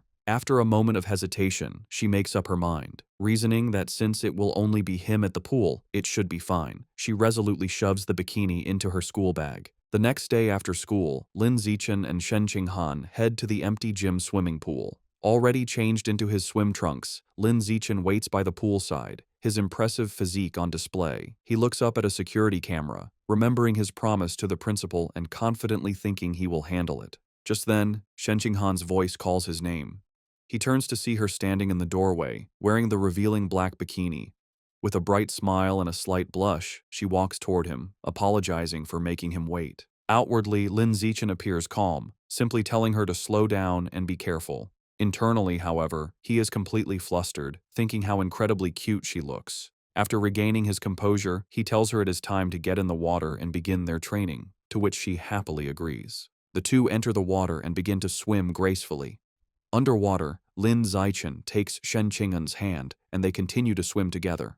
Suddenly, her eyes widen in shock as she feels something strange. She quickly gets Lin Zixin's attention, looking startled. She frantically points towards the surface, indicating they need to go up immediately. Understanding, Lin Zixin grabs her and pulls her swiftly towards the air. They break the surface with a splash, and a concerned Lin Zixin holds her close, asking what happened. With a look of utter astonishment and excitement, Shen Qinghan exclaims that the water can pass directly through her body. To demonstrate, she holds out her hands just below the surface and tells him to watch. Just as she described, the water flows straight through her palms as if they were intangible before splashing back into the pool. At the school pool, Shen Qinghan looked at her hands in amazement as water flowed right through them. Confused, she asked Lin Zixin why her body seemed to be leaking water. He observed her, realizing he was witnessing her latent superpower. He seriously asked to see her hand to examine it. Upon touching her palm, he noted that aside from the strange ability, there seemed to be nothing abnormal. To investigate further, he suggested they get out of the pool so he could check the rest of her body. A noticeably blushing and nervous Shen Qinghan shyly agreed. Shortly after, Shen Qinghan was lying on a lounger by the pool, covered in water from Lin Zixin's tests. As he poured water over her, she asked how much longer the examination would take. After checking her 3 times, Lin Zixin thoughtfully concluded there were no other abnormalities. Helping her sit up, he told her that, for now, it seemed only her hands had this ability, and she nodded in understanding. Sitting on the edge of the pool, Shen Qinghan asked if her lifelong problem of bedwetting could be related to this power, speculating that perhaps another part of her body also let water pass through. Lin Zixin admitted it was a possibility, and told her that the next time she felt the urge to pee, she should let him know. Visibly blushing, he added that she should try to feel if any other part of her body had the same sensation as her palms. He immediately felt embarrassed, thinking he had almost sounded like a pervert. Suddenly, Shen Qinghan's face lit up. She exclaimed with joy that this meant she wasn't a useless girl, but a superpower user with water-related abilities.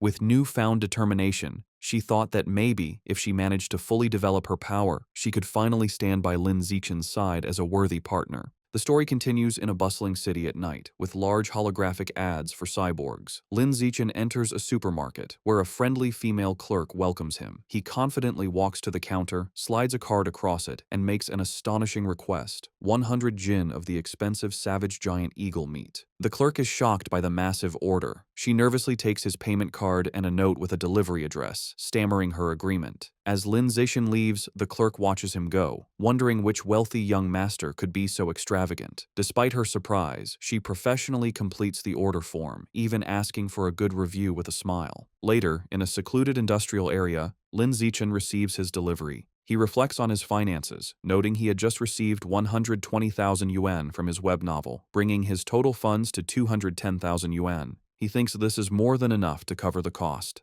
Looking at the large box of beast remains, he prepares to unlock its power, telling himself it's time to see what surprise the codex will give him as he places his hand on the meat. Immediately, a powerful vortex of white energy erupts and surrounds him. A blue system notification confirms he is devouring the savage giant eagle's life source, and the codex unlock progress has reached 100%. He then receives a vision of the eagle's power, the magnificent white bird soaring high, diving into the water, and hunting a massive purple squid-like creature with its powerful talons. As the vision fades, Lin Zichen stands in a radiant blue light. A final system notification announces he has successfully unlocked the Savage Giant Eagle Codex and acquired a new biological attribute, Eye of the Sky. A system notification explains his new ability, Eye of the Sky. It informs him that his field of vision and ability to track moving objects are greatly enhanced. As the power activates, his eyes glow with a brilliant golden light, the pupils becoming intricate and eagle-like. Putting his new skill to the test, Lin Zichen's perspective expands dramatically, giving him a panoramic bird's-eye view of the city. The power is incredibly precise, allowing him to zoom in on a single man in a crowd and even read the text on his phone from an immense distance. He marvels at how powerful an eagle's vision truly is. Afterward, Lin Zichen returns home. He is surprised to find his parents, Lin Yansheng and Zhang Wangxin, watching a grim news report about a high-level gene fuser who mutated in public, resulting in hundreds of casualties. The footage shows a horrific winged monster holding a truck above a scene of destruction. The broadcast then cuts to a heated debate. A man argues that gene fusion is a flawed path, claiming humans should be able to unlock their own latent potential and evolve. This is immediately challenged by another man who calls the idea a fantasy, angrily questioning how they could fight aberrant beasts without gene fusers, pointing out that traditional martial artists can't even stop bullets. Watching the debate, Lin Zichen's parents discuss the issue. Lin Yansheng remarks that gene fusers are like uncontrollable bombs. Zhang Wangxin dismisses his concerns, explaining that government regulations are very strict and the probability of such an incident is incredibly small. She adds that a more pressing issue is that gene fusers often lose their ability to have children. Lin Yansheng agrees, suggesting it's best to save their genetic material or have a child before the fusion process. As they were talking, Zhang Wangxin suddenly noticed her son had returned. She became flustered, realizing they had been having a conversation not meant for his ears, and greeted him with an embarrassed blush. Seeing their awkwardness, Lin Zichen suggested they all have dinner. While the family ate, Lin Zichen announced that his school would hold a campus singing competition the next day, and Shen Qinghan had signed up. His parents were thrilled. Lin Yansheng declared the entire family had to go cheer her on, and Zhang Wangxin enthusiastically agreed, adding that Shen Qinghan was like a daughter to her. Lin Zichen calmly agreed. The night of the competition was a massive event with a large, brightly lit stage and an energetic crowd. True to their word, Lin Yansheng and Zhang Wangxin were in the audience, cheering wildly for Shen Qinghan with supportive headbands and a large, glowing sign. Before the show, in an empty classroom, Lin Zichen was helping Shen Qinghan prepare. He gently applied makeup to her face. When she opened her eyes, she noticed he was staring intently at her. Blushing, she shyly asked why he was looking at her like that. Lin Zichen simply smiled and told her she looked beautiful. His sincere compliment made Shen Qinghan, dressed in an elegant black gown, blush even more deeply. Their intimate moment was interrupted by their friend, Chu Rui, who peeked in. She teasingly asked if they were finished with their affectionate display. A flustered Shen Qinghan frantically explained she had only asked for his help because of his excellent makeup skills. Chu Rui playfully dismissed her excuses, teasing them for acting like an old married couple. Lin Zichen is holding multiple makeup brushes, reinforcing his makeup master reputation. Shu Rui explained she only came to remind them they were on stage after the next two performers. With a final wave, she left. After she was gone, Lin Zichen told Shen Qinghan he would walk with her to prepare. However, Shen Qinghan remained seated, looking extremely nervous and trembling. With a deeply flustered expression, she shyly tugged on his jacket, struggling for words.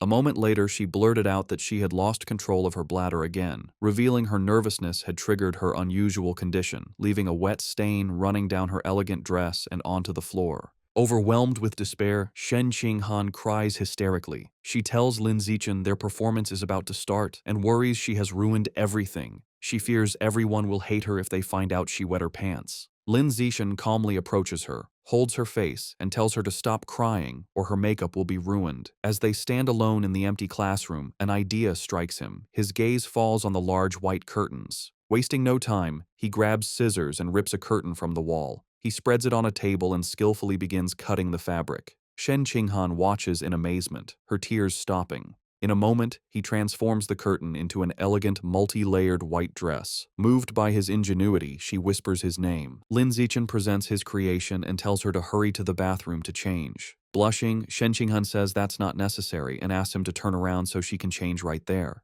Lin Zichen is visibly flustered by her request, a deep blush spreading across his face. Despite his embarrassment, he agrees and turns his back so she can have some privacy. Behind him, Shen Qinghan sensually removes her ruined black dress. Although he isn't looking, Lin Zichen can hear everything, and he remains flustered as she stretches playfully in her underwear behind him before putting on the new dress. Once changed, Shen Qinghan tells Lin Zichen he can turn around. He sees her looking stunning in the impromptu gown. She thanks him, smiling brightly and explaining that after her cry, she's no longer nervous. Lin Zichen wishes her luck, affectionately patting her head as she beams at him. Soon, an announcer calls Li Chuxin and Shen Qinghan to the stage. They deliver a vibrant, energetic performance, captivating the crowd. After, the announcer builds suspense before declaring them the winners. The two friends embrace joyfully as the audience cheers wildly. In the crowd, Lin Zichen stands with his father, applauding proudly with a satisfied smile. The next day, a teacher enters the classroom and is shocked to see the window, angrily demanding to know who cut up the curtain. As punishment, Lin Zichen and Shen Qinghan must clean the entire classroom. While mopping, Lin Zichen thinks it's a fitting atonement. Suddenly, a system notification pops up, announcing he completed an achievement for cooperating 1,000 times. His reward is the Gregarious Animal attribute, which increases his combat power based on nearby allies. A small, satisfied smile crosses his face at this unexpected gain. Meanwhile, Shen Qinghan's life has improved. After her victory, she becomes much more popular. Other girls praise her singing and invite her to karaoke. Beaming with newfound confidence, she happily agrees. Her confidence also helps her martial arts skills improve steadily. Lin Zichen also progresses, winning a major martial arts tournament, the first for Shanghai High in 5 years. He is celebrated by his parents, a joyful Shen Qinghan, and his teammates. Soon his room is filled with trophies. His fame leads to an endorsement deal, making him the spokesperson for the He family's martial arts gym. All his hard work pays off.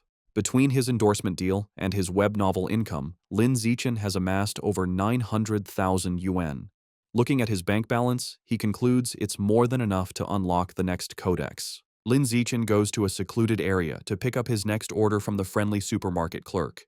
Inside the large box are the remains of a hidden dragon, a large lizard-like creature known for stealth. Placing his hand on the meat, Lin Zichen begins the absorption process, and a powerful blue aura erupts around him. A system notification confirms he is devouring the hidden dragon's life source, and the codex unlock progress reaches 100%.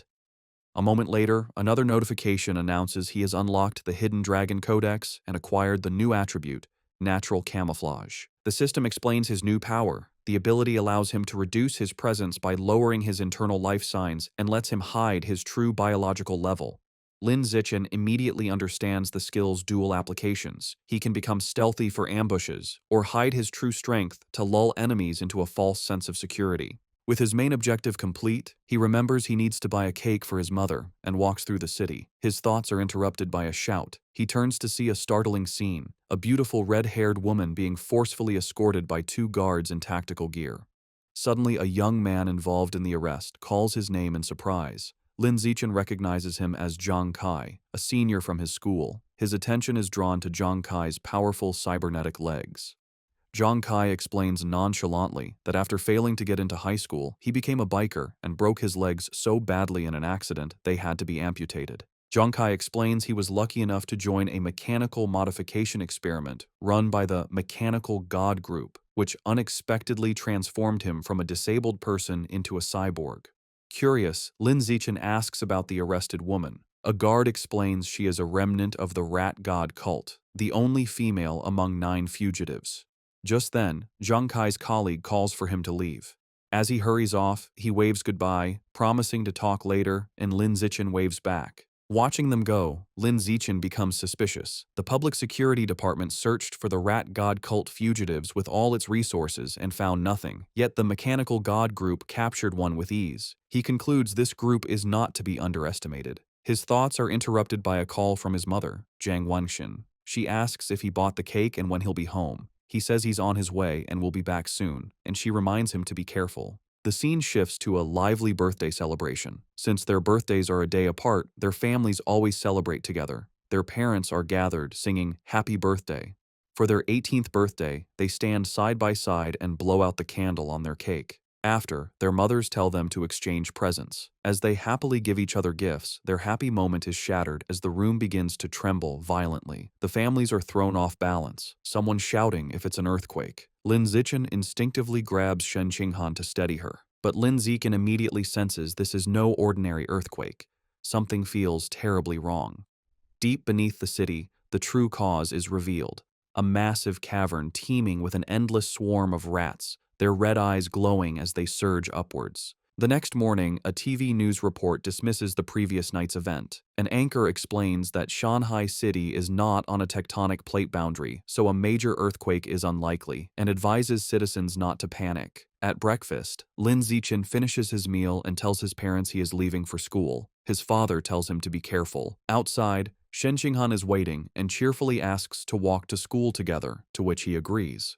As they walk, she happily remarks that since they have celebrated their 18th birthday, they are officially adults. Lin Zichen adds that the college entrance exams are also approaching. Shen Qinghan admits she gets nervous just thinking about it. Some time passes, and Lin Zichen finally saves up enough money to unlock his next codex. He begins the absorption process, and a powerful purple energy swirls around him as he targets the void crocodile. A system notification confirms he is devouring the creature's life source, and the codex unlock progress reaches 100%. He receives a vision of a large crocodilian beast with fish-like fins swimming powerfully, trying to escape from the savage giant eagle. A final notification announces he has successfully unlocked the Void Crocodile Codex and acquired a new biological attribute, danger perception. The system explains this ability allows him to sense hostility from other creatures within a certain range and makes it easier to judge their biological level. Lin Zichen thoughtfully concludes this will be a useful skill for preventing sneak attacks.